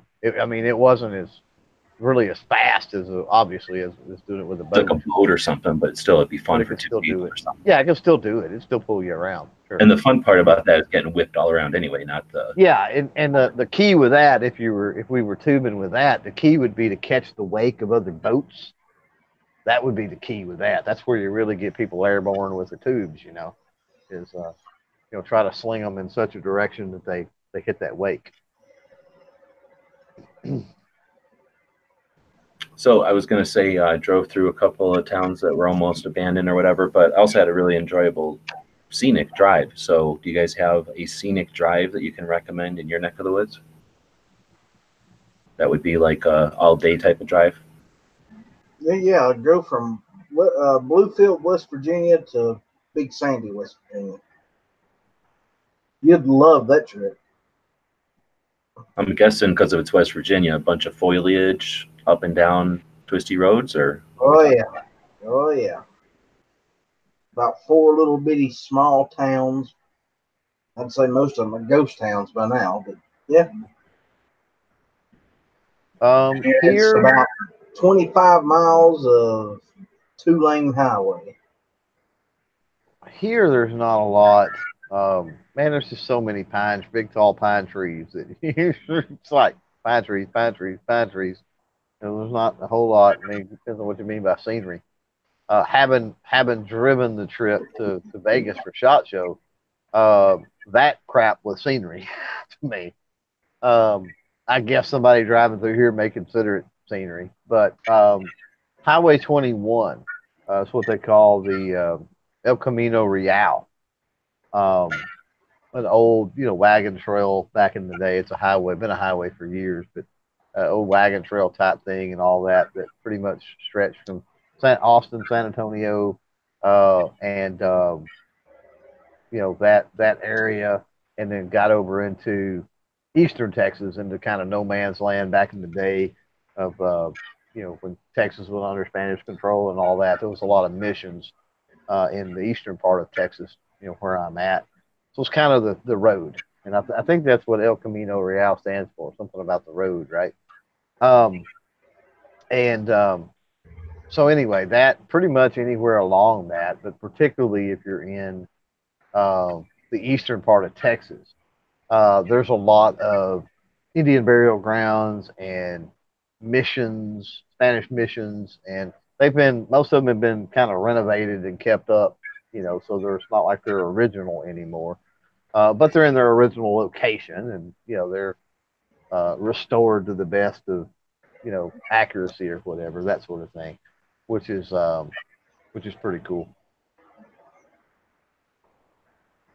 Do any of the old like cattle, whatever they're called, like drive routes, are any of those commemorated like with signage or something on the group of highways in Texas? Not where I'm at now, out West Texas or something like that, where would be more appropriate, I think, for that. Central and West Texas, possibly. That'd be kind of neat to go just kind of mirror the routes of the old cattle drives. You got to realize around here, it has and has always been super wooded, so not the best land, necessarily the best land for cattle. Now, and then barely modern advancement, you come in, you cut all the trees, you yank the stumps up, and you've got a pasture. You know what I mean? Now, is it also flat or is it hilly? It's pretty hilly around here, yeah. Okay. Yeah, around here where I'm at, it is. It's not flat at all. But you can't tell. You know what I'm saying?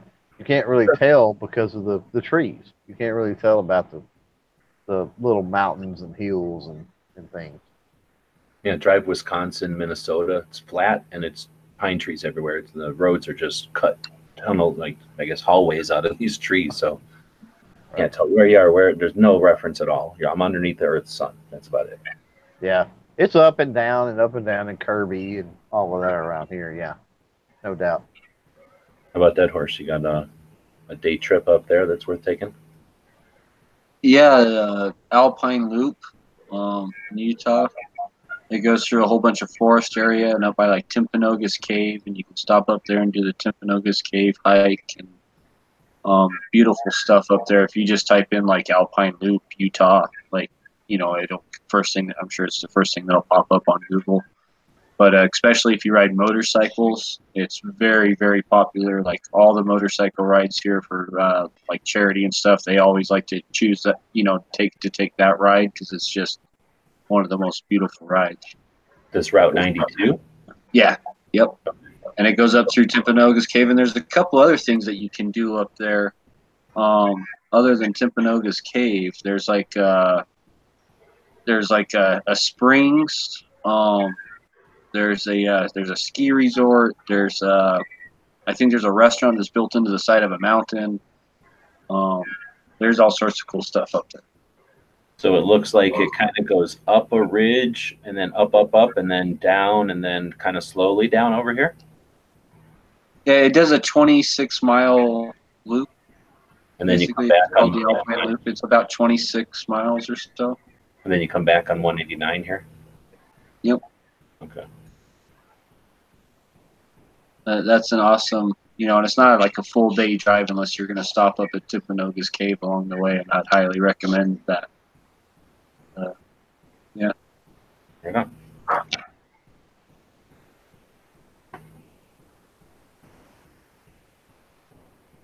right, well, we've been going for a while, and we chatted about some different things. Anybody else have any other topics before we head out?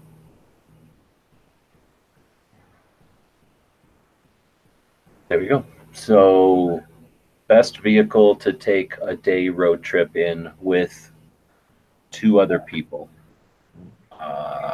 Ellis. A 1972 Ford pickup truck. With 2 other people? Yes. Bench, It'd be a bouncy damn ride, but it'd be fun. bench seat then? No, yeah, of course. All right. And then Dead Horse. Best vehicle, day trip, 3 people. Each their own motorcycle, obviously. Oh, that's a good, interesting answer. Clover Tat. 67 Impala convertible. Interesting. So 4-door, 2-door. 4-door.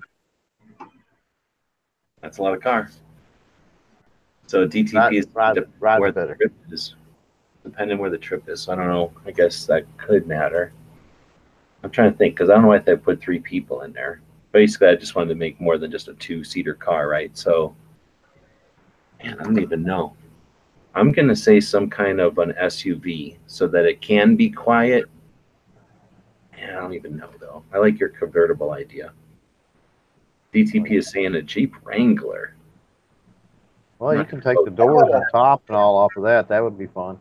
Yeah, Definitely got to have something with the top down. You know, depends on what time of the year I guess you're doing stuff, but definitely got to have the top down and all that's cool in summer It's months. just so loud though, and the road noise on a Jeep. I mean, Jeeps are great if you're out in the woods or whatever, out doing stuff. Well, that depends a lot on the tires you have on it, but not necessarily. If it's a city rider for the most part, then well, that's true. There's a lot of miles on that city car. I'll tell you what, I took a really long trip once in a Jeep Wrangler, and like a freeway trip, like, you know, thousands of miles, and I never want to do that again. It was absolutely horrible on the freeway and squirrely, and bad in wind, and semis would pass, and it was like a brand new Jeep Wrangler. So it was just, it was a horrible experience taking that thing a long trip. It was. Yeah, I'm gonna go with what did you say, Clover? An Impala? said Impala, but I may have been thinking Caprice with the 4 doors, because I don't think. No, I had a 4-door Impala too. I think the only difference in Impala was it convertible though? Well, no, mine wasn't. But I think they made it in it. But I don't know. I don't know enough about them. I'm just gonna say something similar. I'm gonna go with that Cadillac because I don't know the names of Cadillac. Yeah, big boat car, a good riding, smooth riding, car. I want to go with the Cadillac from Fear and Loathing in Las Vegas. Everybody knows if you've seen that movie. That's the big old square, cool looking Cadillac, but huge convertible, so everybody can see. Like an Eldorado? Wasn't the Eldorado? I don't know, but yeah, the old maybe 70s, I guess. Just too much car to be necessary, but just that would be. I've driven those, and they're just like boats, and that would be the fun car to drive and everybody to be comfortable.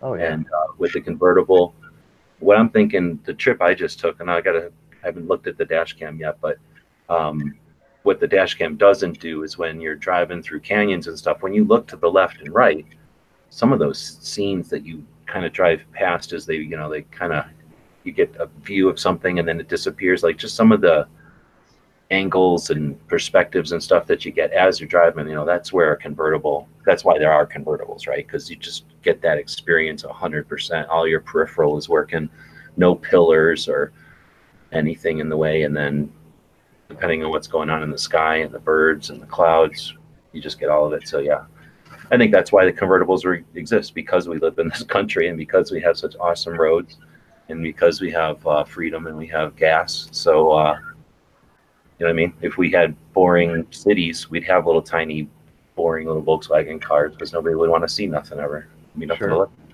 And mopeds instead of motorcycles. Now that, on the other hand, I like that idea of going out on motorcycles because there were quite a bit of bikes out there. Yeah. Big packs of them, whatever, So I don't know if I'd want to drive around with that many people just because it's so loud and whenever way you stop safer. somewhere. Way safer though. But maybe 3 or 4, no? Than like 10. I mean, some of these were like 5 and 10. 5 yeah, and 10. the more the better. But yeah, if 3 or 4, I'd say at a minimum. But I've never done it though. I've only ever driven bikes in town and stuff. I've never done a road trip. Me too. Bikes worry me, and I've grown out of it. Had bikes when I was younger, and I've lost 2. I don't want to say friends, but acquaintances that were lifelong motorcycle riders to motorcycle accidents. And after this last one, I'm done. I've got no inclination to have a motorcycle ever again. So, I'm a really big advocate. If you've got a motorcycle, ride with people. Have a group, please, because idiots out there don't look for one single motorcycle. And drive responsibly. Drive responsibly. Well, that don't even. People crank their radio up and everything else nowadays, so that's not a saving grace. But what I was fixing to say is there's some rice rockets. And I used to be stupid in my younger days, so I know how this is. But there's some rice rockets, and there's 3 of them, and they drive the highway right in front of my house, and you can hear them literally in the house. Them suckers are wound up, and they sound like a missile coming at you. Is exactly what they sound like. You watch old war footage or something, and it sounds like a missile. And when they come by, I kid you not, man, they're doing 120 plus easily, if not 150 plus. I mean, they're hammered down, and with the pigs and the deer and all the other stuff, I cringe every time that they come by, and they'll come by like that about once a month. They get out and ride, and they don't know they know two speeds: stopped and wide open. Unfortunately, so if you do ride a bike, be responsible with that too. Realize that things can run out in front of you, and things happen. I'm okay with people owning motorcycles, but there should be like a 50cc because I don't think you need more than 50 cc's. So you're gonna, motorcycle control. Is that what you're saying? Yeah, I mean it's reasonable, common sense. Common sense. Yeah, common sense motorcycle control. I agree. I agree with it. No, I'm okay. You can have whatever you want and whatever, but think about it and try to be responsible. But I think that again, I don't know if when I get this footage up, you know what I'm talking about. You've seen what the roads are like out here, and you're on a road and you might not see anybody, for 20 minutes at a time, or if you do, they're passing you or you're passing them, and right. These aren't truck routes. These aren't like the highways where there's back and forth traffic going on. These are just people getting to where they're going, or just literally out for a drive. Yeah. And that was something else, I guess. But anyway, for those kind of trips, I could totally see somebody buying a motorcycle or a couple of them and going out with some That's friends. A good point. That's a really good point, because what I'm talking about here, I'm talking about a lot of trees, a lot of hills, a lot of curves, just a lot of things. And you're talking about driveways or county roads that come into a curve, or county roads that come in right under a hill, or there's just so many blind spots that are created when you're talking about a road like that. So yeah, it's not going to be the same in all parts of the country, sure. Now, what was neat too was a Sunday, so there was quite a few, and this is within hours of Phoenix. So I suppose if you lived in Phoenix, this is probably like a loop that might take you 4 hours. So it could totally be an afternoon type of trip. So there was quite a few. I'd say more than a dozen. I don't know what they are because I don't know cars enough, but 1950s cars, old stuff that was, you could tell, like, let's go out on the couple out on the weekend with their fancy car, and again, this just and this is the time of year you want to take the trip, because again, it was just exploded with purple and yellow everywhere. It was really neat. There's a reason they say Purple Mountain Majesties. When they turn purple, it's neat. Right. Well, and that's a valid point too. The whole, Sunday drive, right? That's a thing. and around here you see it a lot. The same thing if you're out on Sundays. And again, I think it goes back to that whole out for a Sunday drive type notion. But they'll get their classic cars out, and they'll go. Typically, they're headed to a Whataburger somewhere, which is weird. But the Whataburgers around here, often they'll hold classic cars and like hot rod nights and stuff. Yeah, where everybody just shows up. They do that pretty regular. But not, and I'm not talking about one of those events, but on a Sunday you may see 5 or 6, and there may be a Model T, there may be a 30-something model, it may be a muscle car, it may be a Corvette. I mean, you never know, but it's like these people in these car clubs, they just get together and they say, hey, let's go for a drive and let's go to the Whataburger. And it may be an hour away or 2 hours away. They just drive to a Whataburger 2 hours away in like a convoy, and it's just, to them, that's cool, right? They get out, they drive their cars, they stop, eat, drive back, and that's what it's about. I mean, they get their jollies off by driving their classic cars, and there's nothing wrong with that. Yeah, it's like their equivalent of going to the range, right? Or maybe even like exactly like going to the range. Yes, sir. Yep. And like I say, as long as I don't have too many CCs or too many cylinders, I'm okay. I mean, 4 cylinders is fine. Yeah, our governor, got to put a governor on it. No 4 barrels.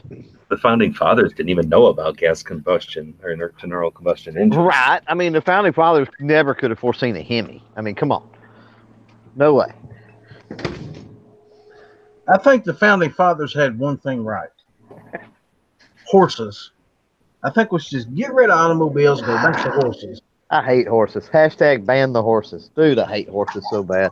What's wrong with horses, I dude? What's hate wrong with horses, Weird. dude. You know what's weird? If you rounded up all the people I know and asked them about horses, the people that don't like horses are the most, I think, are people from Texas.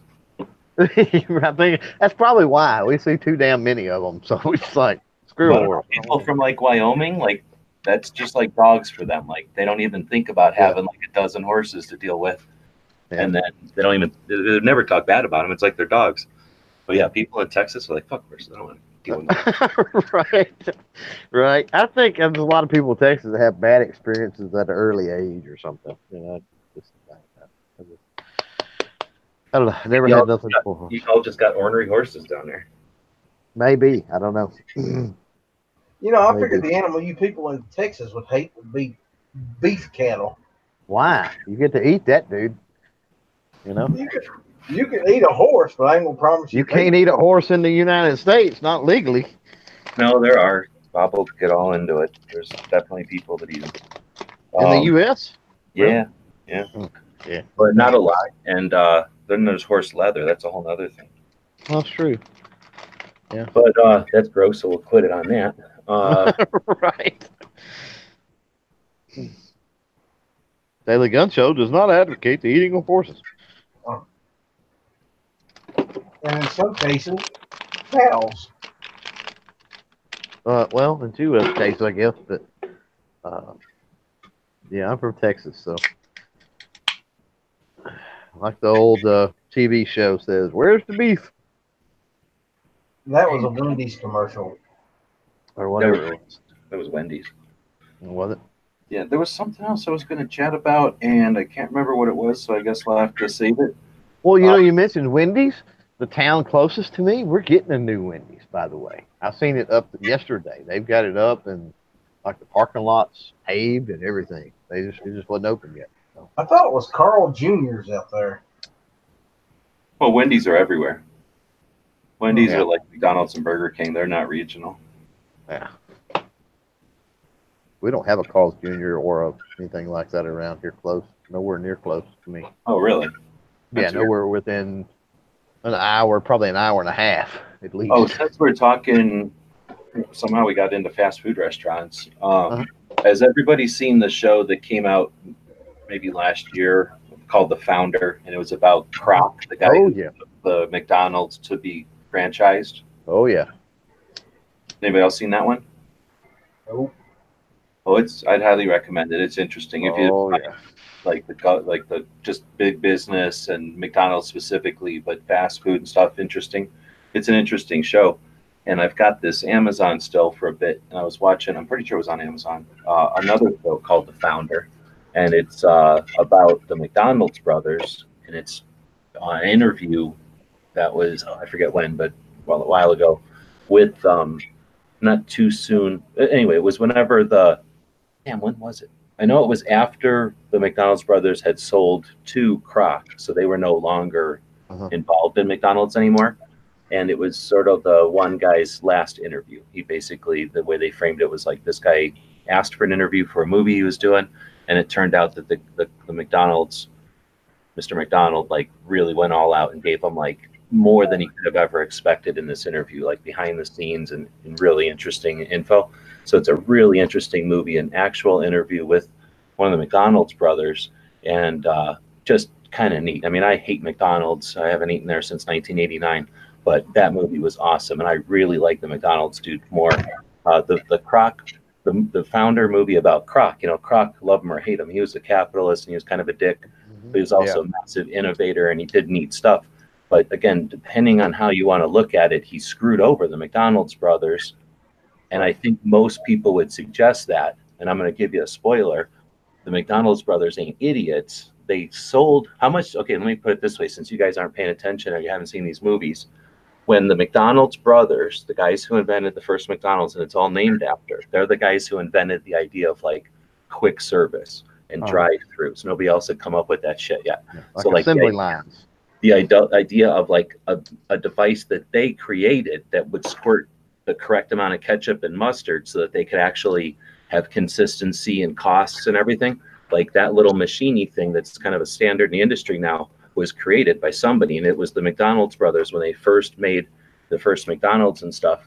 And, you know, so when they sold to Kroc, who's the guy from Wisconsin or something that had come in later and franchised the company into what McDonald's is today. So he's sort of what you would consider the founder of the fast food conglomerate, but the McDonald's brothers are the actual McDonald's. So when Kroc was doing his thing and they could see that he was taking it a whole different, larger scale direction than they could ever want to take it, they said, just buy us out. When they said, and this was like in, I want to say the 80s or something, or let's say the 70s or 80s is the time frame. So the McDonald's brothers say to Kroc, buy us out. We don't want to be in McDonald's anymore. How much did he buy them out for? Mutually agreed upon price. Nobody got butthurt. How much did the McDonald's brothers get out of being bought out? Clover? We'll play his Price is Right style. Closest without going over. Man, I don't. And you can play at home too. Maybe this is the tactical quiz today. Yeah, I don't remember. I've seen the movie, but I don't remember. Probably, crap, I don't know. 1980s movie for McDonald's. I'm not even going to try. Well, you got to give us some kind of guess. Well, let me go to Outlaw then. What do you think? 16 million. How much did you say? 16 million. It's going to be lower than that. Nobody searched. Well, I guess if you're going to, I can't stop you. But I'm going to say don't. It'll be lower than that.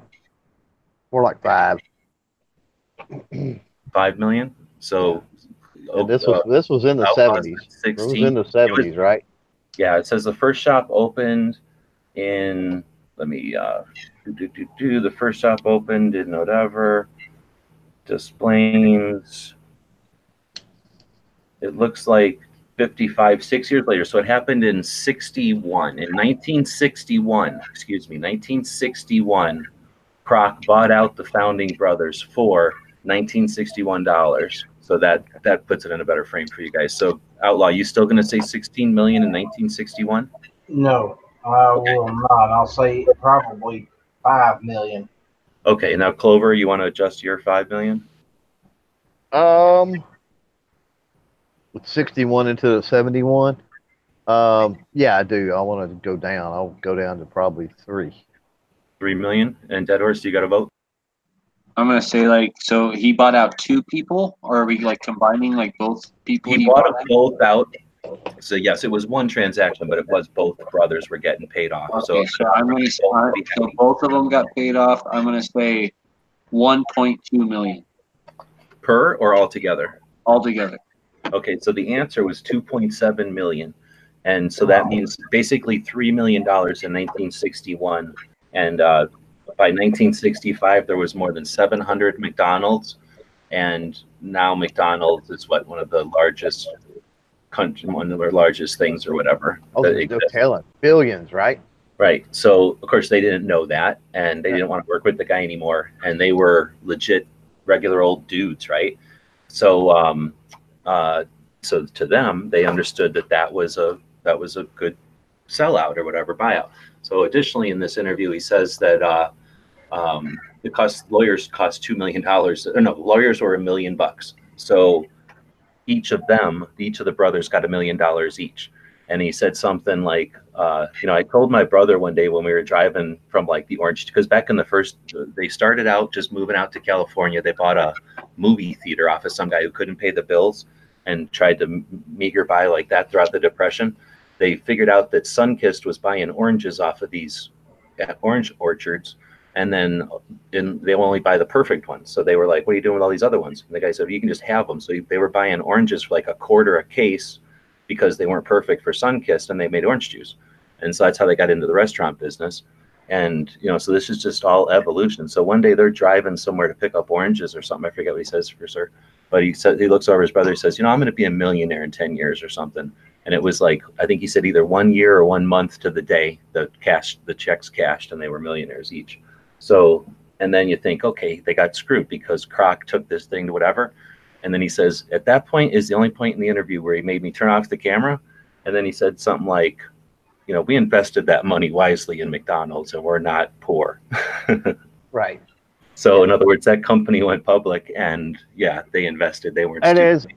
as bad of a black eye, I don't think the movie was very friendly to Croc at all. No, it was honest. And They said the movie was legit. Yep. They said the movie was good. Yeah. Well, I know, but what I'm saying, it was. I think it was fairly accurate from everything that I've read, and it wasn't friendly to him. So he was definitely call it a greedy capitalist or whatever. But the thing about Croc, if you read too, he brought a lot of people along with him over the years. A lot of people that opened those early franchise. A lot of people that came up with ideas for the innovation in fast food and that sort of stuff. He made a lot of other people millionaires with him through that. And that's the beauty of capitalism, right? It kind of brings people along for the ride. Yeah, I mean, depends on how you look at it. There's certainly always to look at one of the largest entities, period, and the influence that it's had is tremendous for sure. In all different goods and bad ways. It's amazing. Sort of like how you influenced all of us, G-Woods. Huh? It's sort of like how you've influenced all of us. Yeah. I don't want to be the McDonald's of something. He heard it. Outlaw just called G-Webs a crock. I heard him. He said. Now, on the other hand, if I can sell out for $3 million, I will immediately sell out for $2 million. Right. Yeah. I've got a channel for sale. If anybody's interested, I'll let it go way cheaper than that, too. That's me doing my dealer hands. I'm out. Obviously, I think the answer is obvious. Copy McDonald's plan with guns. So, like fast serve guns, like drive-through window. There you go. There you go. Millionaire plan. Oh, all these people they all got links. They all have email links. I email links. You download the 4473 onto your phone. You fill it out as you're driving up to the window. You hand it to them with the proceed. They give you your gun. You pay for it, and you go. Exactly. Whole thing's done in 10 minutes. Then I think it feels like we should give Angelina. Well, to be like McDonald's, you would have to have pre-manufactured parts, and so you drive up, you order it off of the menu. They build it on your way up to the window, right? At the first window, you fill out your form. The second window, you pick it up, pay for it. You could totally do that with Glocks. Like you could totally do like custom Glocks that way. Yep. Yes, but I don't want a Glock. Well, be whatever. We have some really fast gunsmiths, man. You're like, okay, I want a bolt action. What are you kidding me? Bolt action in a 6.5 Creed with the 18.5-inch barrel, with this trigger, with this stock. Yeah, you got you ever seen like a McDonald's or a sandwich station or like a Domino's where they're fixing the pizzas? They got the workstation there, the surface where they put the pizza dough or the sandwich or whatever out, and they either flip a burger on there or throw some meat on, and then whatever the hell the special order, lettuce or onions and blah blah blah. Whatever the Domino's toppings are, they pick them out of little bins. So just imagine a gunsmith and a little table there and a whole bunch of little bins of parts, and you either grab a polymer or a metal frame. You look at the little thing, the little counter's ticking because they're in the drive-thru waiting. All right. Assemble it real quick. Instead of taking it to the fryer, you take it to a little snail and you shoot it 3 or 4 times. And then it's like, would you like any ammunition with that? And then I like that. You would like ammunition with that. Gotcha. No, but I would like a red dot. Probably an aim point. Thank you. And serve like coffee and lattes and stuff like right. Yep. Of course, because you gotta make money. Turn bean water into money. Yep. Right. Bean water. Yeah. Donuts with sprinkles, right, G-Webs? So I had a job one time where I worked at a Burns & Noble running a Starbucks, and you would buy donuts, basically fancy donuts, for like a quarter. Maybe some of them were 35 cents from the local bakeries. And yeah, you'd sell them for $4. You turn water, which, costs something because you got to put it through some filters and that takes some money. And then whatever you pay for coffee, which ain't going to be much wholesale. And then there's some waste because you got to throw coffee away and stuff. But Yeah, there's a lot of money to be made in the cafe. You resold donuts, basically, what you're saying. Yeah, every morning, they'd come in and drop off whatever, and there's a little art to knowing your customers and what's going, so you don't have a lot of waste or what. But yeah, you're turning quarters into dollars. Right. If you can hook up like that in a store where you got the real estate kind of cheap. That blows my mind, but I guess it's the whole idea of a convenience store. But a lot of the convenience stores around here, they do that. They'll go in at whatever 5 o'clock in the morning and buy 2 or 3 boxes of donuts, and then they put them in their convenience store, jack up the price, and they sell the mess out of them. I guess because it's convenient. Well, I mean, convenience is definitely a value. I mean, that is helping somebody than having to go to a donut store and a coffee store or whatever. But at the bookstore, it wasn't so much convenience as, I don't know what the word would be, like setting. So you could go look at a $75 book and eat a donut while you're, and they're not, I call them donuts. They're all stupid fancy stuff or whatever. They all still cost a quarter.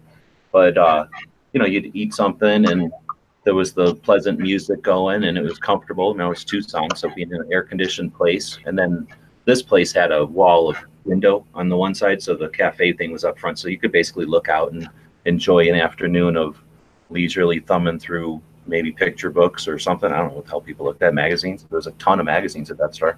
So anyway, I think that was an aspect of it. And, obviously it cost something to air condition that store and all that. So, I mean, it wasn't a massive rip off, but I definitely think if you're, doing a range or a gun shop or a gun show or something, I'd look into it. I mean, it's, vendors, permits and stuff, but you can easily bring in somebody who specializes in that, right? Somebody who does run a truck or something and has all the insurance and health code stuff and can bring that service, I guess, to your customers.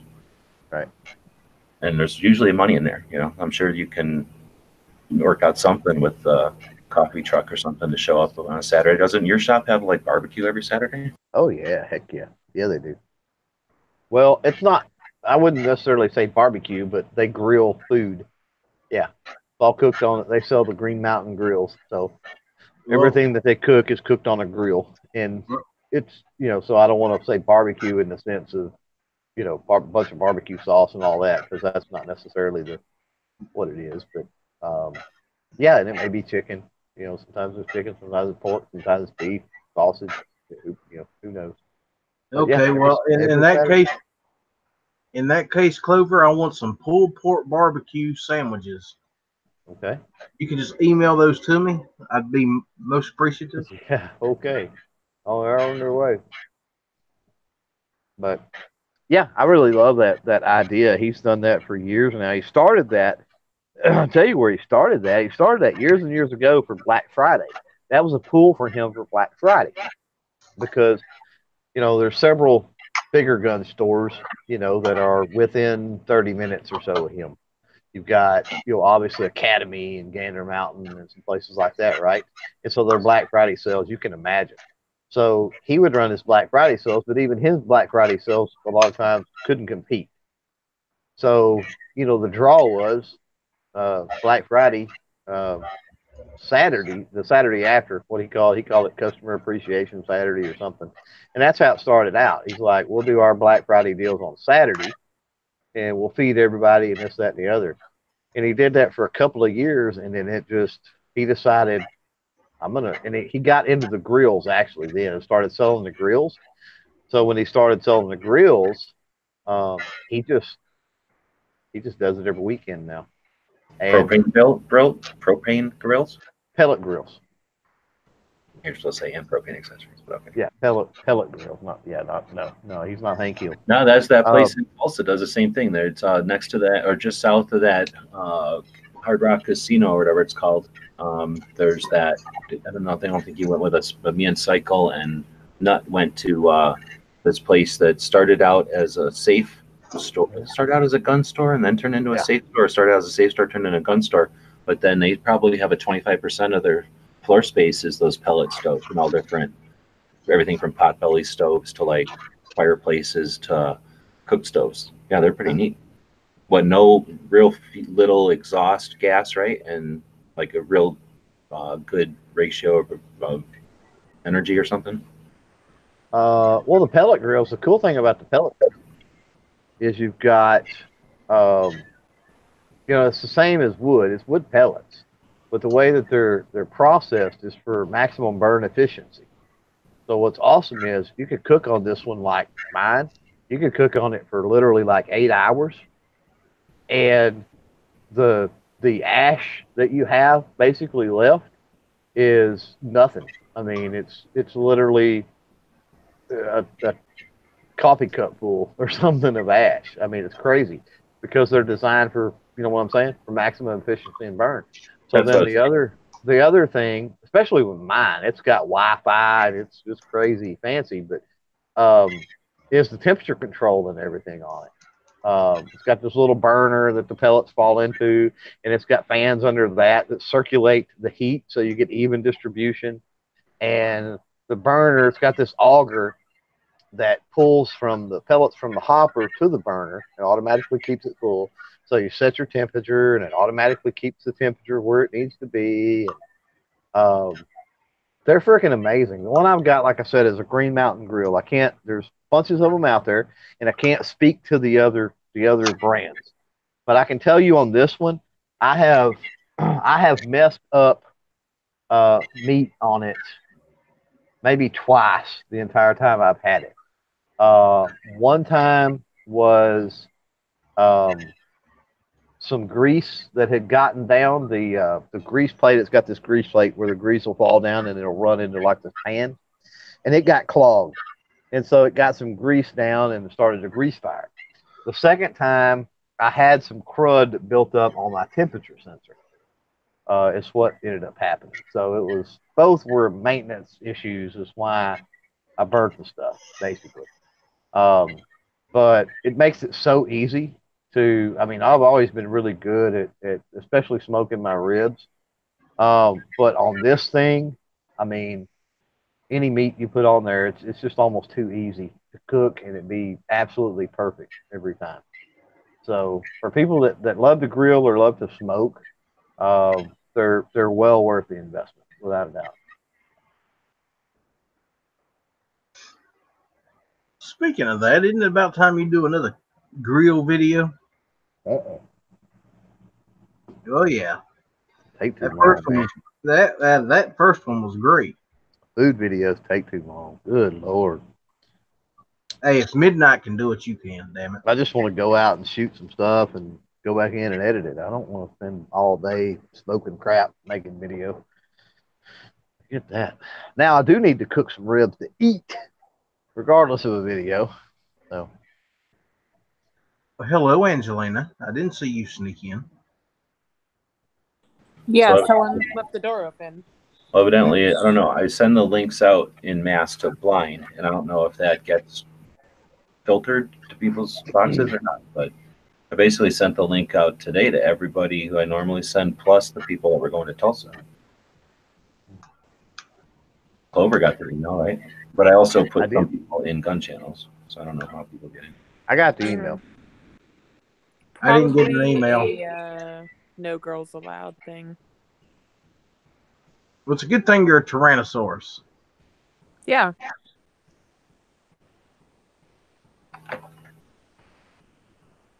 So anyway, I you're- won the quiz. So I'm the tactical hotshot of the day. And Oh, I guess you kind of said that it might be pop quiz. No, you said maybe. Well, yeah, you said maybe, but still. All right, so let me go over here and grab a picture that we need. I can remember where. It's been a while. I should try taking pictures. And then I got to bring up the Patreon thing, so we'll include a Play at Home Patreon pal. Where's my picture at?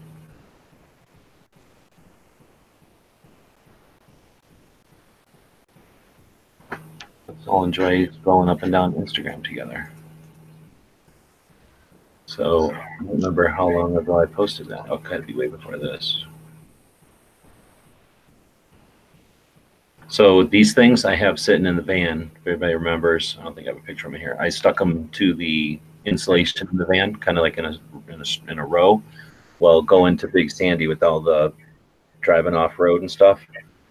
there's like 8 of them fell off, so I have to do something more permanent to affix them to the van, I think. Or I'm thinking maybe a strip of magnet, and then that way I don't have to hurt the pins at all, you know. Couldn't you just get like one of those magnetic strips that you put tools on or whatever? Yeah, but the problem is that was a lot of overkill, because those are meant to, like, you know, hold a tool, right? I'm going to do something weaker and cheaper, because it only really don't use to hold a magnet weight, which isn't much, but it is magnet. I think it's metal, it'll fit to a magnet, right? Or maybe something with like a string through the pins. I don't know. I'll think about it. Or maybe I can glue, hang them on a string.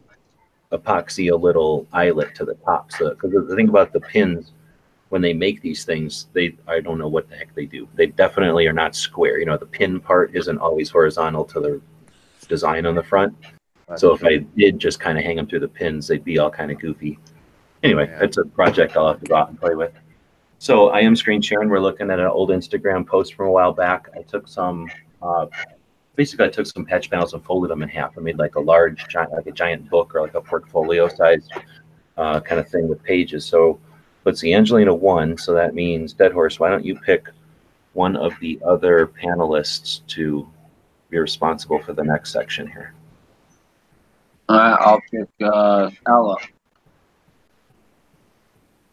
Okay, so Outlaw gets to pick a number, but it's taking me a minute to bring everything up here, so I'll go to random.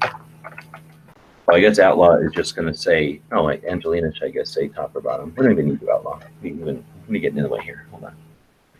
So I'm going to go to, just to make it interesting, I'm going to go to last month's Patreons, because I can. There's no rules. So this will be from January Patreon. And there were 192, so we'll put max 192. I guess if this is happening randomly, there's nothing. So 167. I guess Angelina's going to pick top or bottom. How about that? I'm going to say bottom. And I'm going to generate again, just so that there's no funny business. So 5 from the bottom. That certainly makes it easy. But very easy, yeah. 1, 2, 3, 4, 5. So Lee is the winner there. Looks like has been a Patreon for 2 years. Is that right? Awesome. Wow. So Angelina will be grabbing a patch, but then, what did I just say? Lee is going to be getting a whole mess of stuff. So, Outlaw does get to pick. You get to pick 1, 2, 3, 4, or 5. So I'll show you again. Patch panel number 5, 4, 3, number 2, or number 1. I like number 1. Okay, so Angelina gets to grab a patch off of this one, and I think everything is still there. Maybe you could grab this license to carry small arms patch. Oh yeah, maybe that one, or one of these frame drives up right here. That will not comply looks pretty good. That one with the pistol and camera, or that stupid owl logo in the bottom right. I just like the Red Dawn patch. I already got one of those. Okay, here's what I want to do. I'm calling an audible. We're going fucking crazy. Let's give my patch to some other Patreon. Okay, so what patch then? I'm gonna say that bear with no arms. Okay, so the California, no license to bear, no, what is it? No right to bear arms. Right to bear arms, yeah. Yeah. And then, so that means we'll go back to the random gen, and then we'll say top or bottom before I generate. Top. 152. So that's 40 from the bottom. Mr. Count. 2, 4, 6, 8, 10, 12. There's Outlaw. I'm right here. There's Gun Channels. 4, 36, 38. Corey M, who looks like they've been a patron for 8 months. So thank you very much. And they will get the California No Right to Bear Arms. That one's from Endo, I think. Comes from Endo. every day, no days off. All right, on. So that was tactical quiz. Try to do those once a week for the patrons, but since this is Monday, we might do that more than once a week because there's no rules. And I'm trying to get the tactical quiz off the ground. And I like to say thanks to the patrons. So typically, I will put together a bunch of stuff. Especially this time, it looks like both of those are people who I don't even have their address. So that means they've never gotten like a gun show loophole tour, perk, or anything like that. And one of the things we do when we're driving is pick up stuff from the shops or from the museums or the places that we visit. So when we went to the Big Sandy machine gun shoot, I asked them for some of the stickers that they were giving out, and they wouldn't even let me buy them. They gave me a bunch of them. So they'll get a couple of the Big Sandy machine gun stickers, but a whole bunch of pamphlets and stickers and patches and stuff that I purchased really from the gun shops that we visit as well. So anyway, thanks again for the patrons to make all this possible and give us the time to do things like the show like this. Let's see, what's Dano saying out here? He was talking about making a magnetic patch, and I'm like, just use the loop side and some stick-on magnet, and you're done. GUX makes that already. You can buy the loop on a magnet and stick it on your fridge and stick. Yeah, I call it a like little magnet patch panel thing. So how much more is it to make a magnetic patch? I don't know if it would cost more. They would have to basically adhere the Velcro or the magnet to the back of the rubber material. They would probably design it a little differently because there's a channel. If you look at a PVC patch, they designed a channel into it for the threads that physically connect the Velcro and the rubber. So they wouldn't need that. They might design it a little differently. And then I don't know what they would cost, honestly, to cut the magnet. Angelina's got more experience with the cutters, the mechanical plotters with an X-Acto blade that cut vinyl or cut Velcro. Do you think one that would cut Velcro would also cut the magnet material? Like the magnet, I think, is laser cut. I've actually made a bunch of those. I made some for Harley Davidson in Hawaii, actually. And yeah, it's basically just a PVC patch, 3M adhesive onto a magnet. So it's totally doable. It is a little bit more costly because of magnet material and then the 3M, but it looks great. Okay. So, and then basically what you get is a version of the old refrigerator magnets that they would used to make, where they would mold the magnet material into a shape and then paint it or somehow silkscreen it or something. Yeah, it's basically like these ones I did. It's a square and it says Waikiki and has motorcycle. So it's basically like a PVC patch just with magnet on the back, and there you don't have to stitch it or anything. So the recessed stitch line and all that, it doesn't have to be there.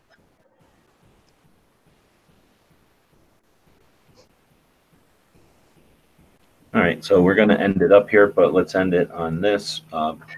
Seven's been posting this link to Firearms Policy Coalition, and they've got a we call it going on right now, a hearing, but they've got an injunction or something.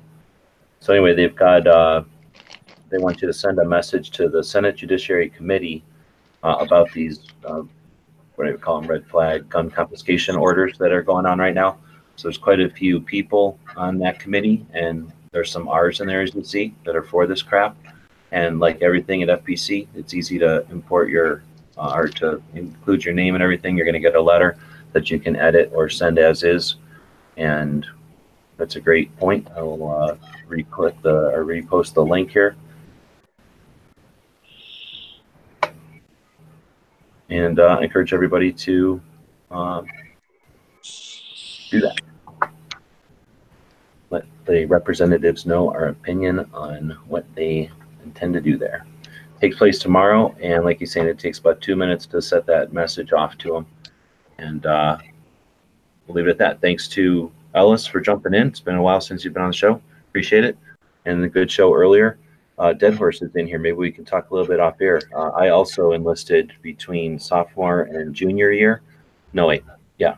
I enlisted during sophomore year with pre-enlistment, or what do they call it, and then went to basic between sophomore and junior, and then went to school between junior and senior. And since I was in Scouts and in Civil Air Patrol, I came out of basic with rank, like your kid's doing.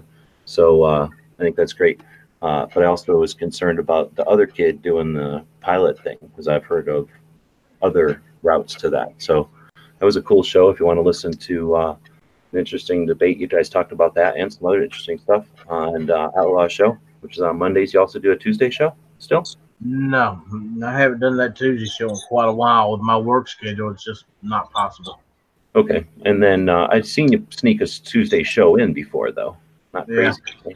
But we'll have to change the schedule up. I need to put Gizzard's Sunday show on there.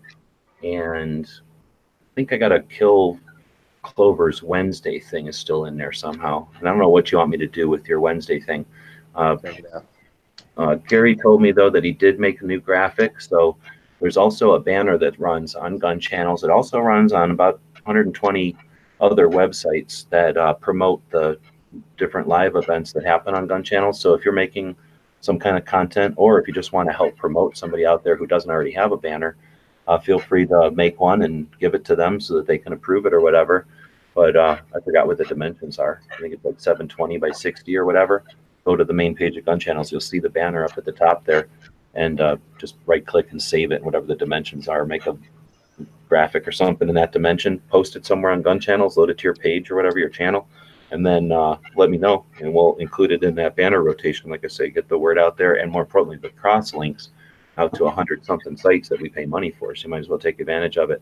But also on Gun Channels there, people see the banners that aren't specific to the day. They're just random. Clover, yours is old already. I'm hoping you'll make a new one. And if there's something wrong with the schedule up there, let us know. Even if it's not your show, I want the schedule to be accurate. So with that, thanks Outlaw again for doing a show. Ned Horse, good to see you back. And like I say, I keep asking you, but once you get your bearings again and you're working on a 3D printer, I got a couple of projects for you. And thanks for joining. And Clover, what do you got next? What's coming up next? You had your show earlier today on the Instagram. Yeah, I mean, look for the Thursday show, and then can't remember who's on the Friday podcast, but I do want to take a minute. I've seen an uptick in sales in the swag store, so I want to say thank you to everybody that's been doing that. That's going to help, with a Tulsa trip for sure. The round tactical leprechaun patches are gone. They are gone. There will be no more. Gizzard Gary got the last one, so you'll have to wrestle him. And I say there's no more. I've actually got a couple put back just in case we get the patch level, a couple of patch level patrons over on Patreon. I did save a couple for that purpose, but there's no more in the store. But the Ranger eyes are there, and they're pretty cool too. So go check those out. And like I said, that'll help me get to Tulsa. Thanks for the invite, G. You bet.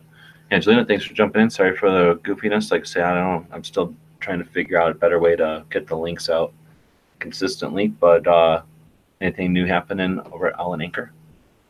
Yeah, a couple things. We're doing challenge coins now, so that's totally a thing.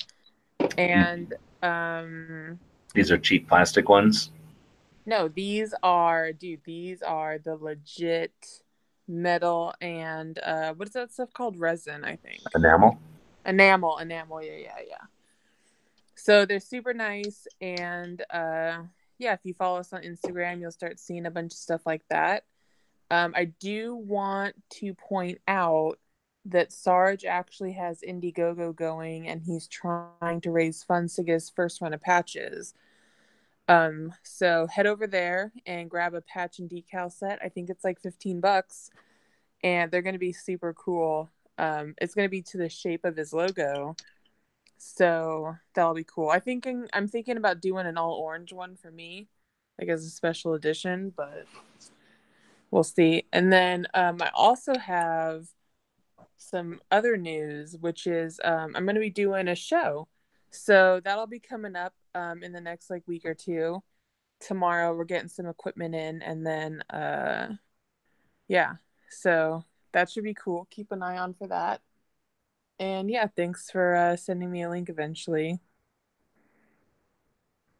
I guess we're still I sent it to Alan, but I guess can't tell who's going to jump in.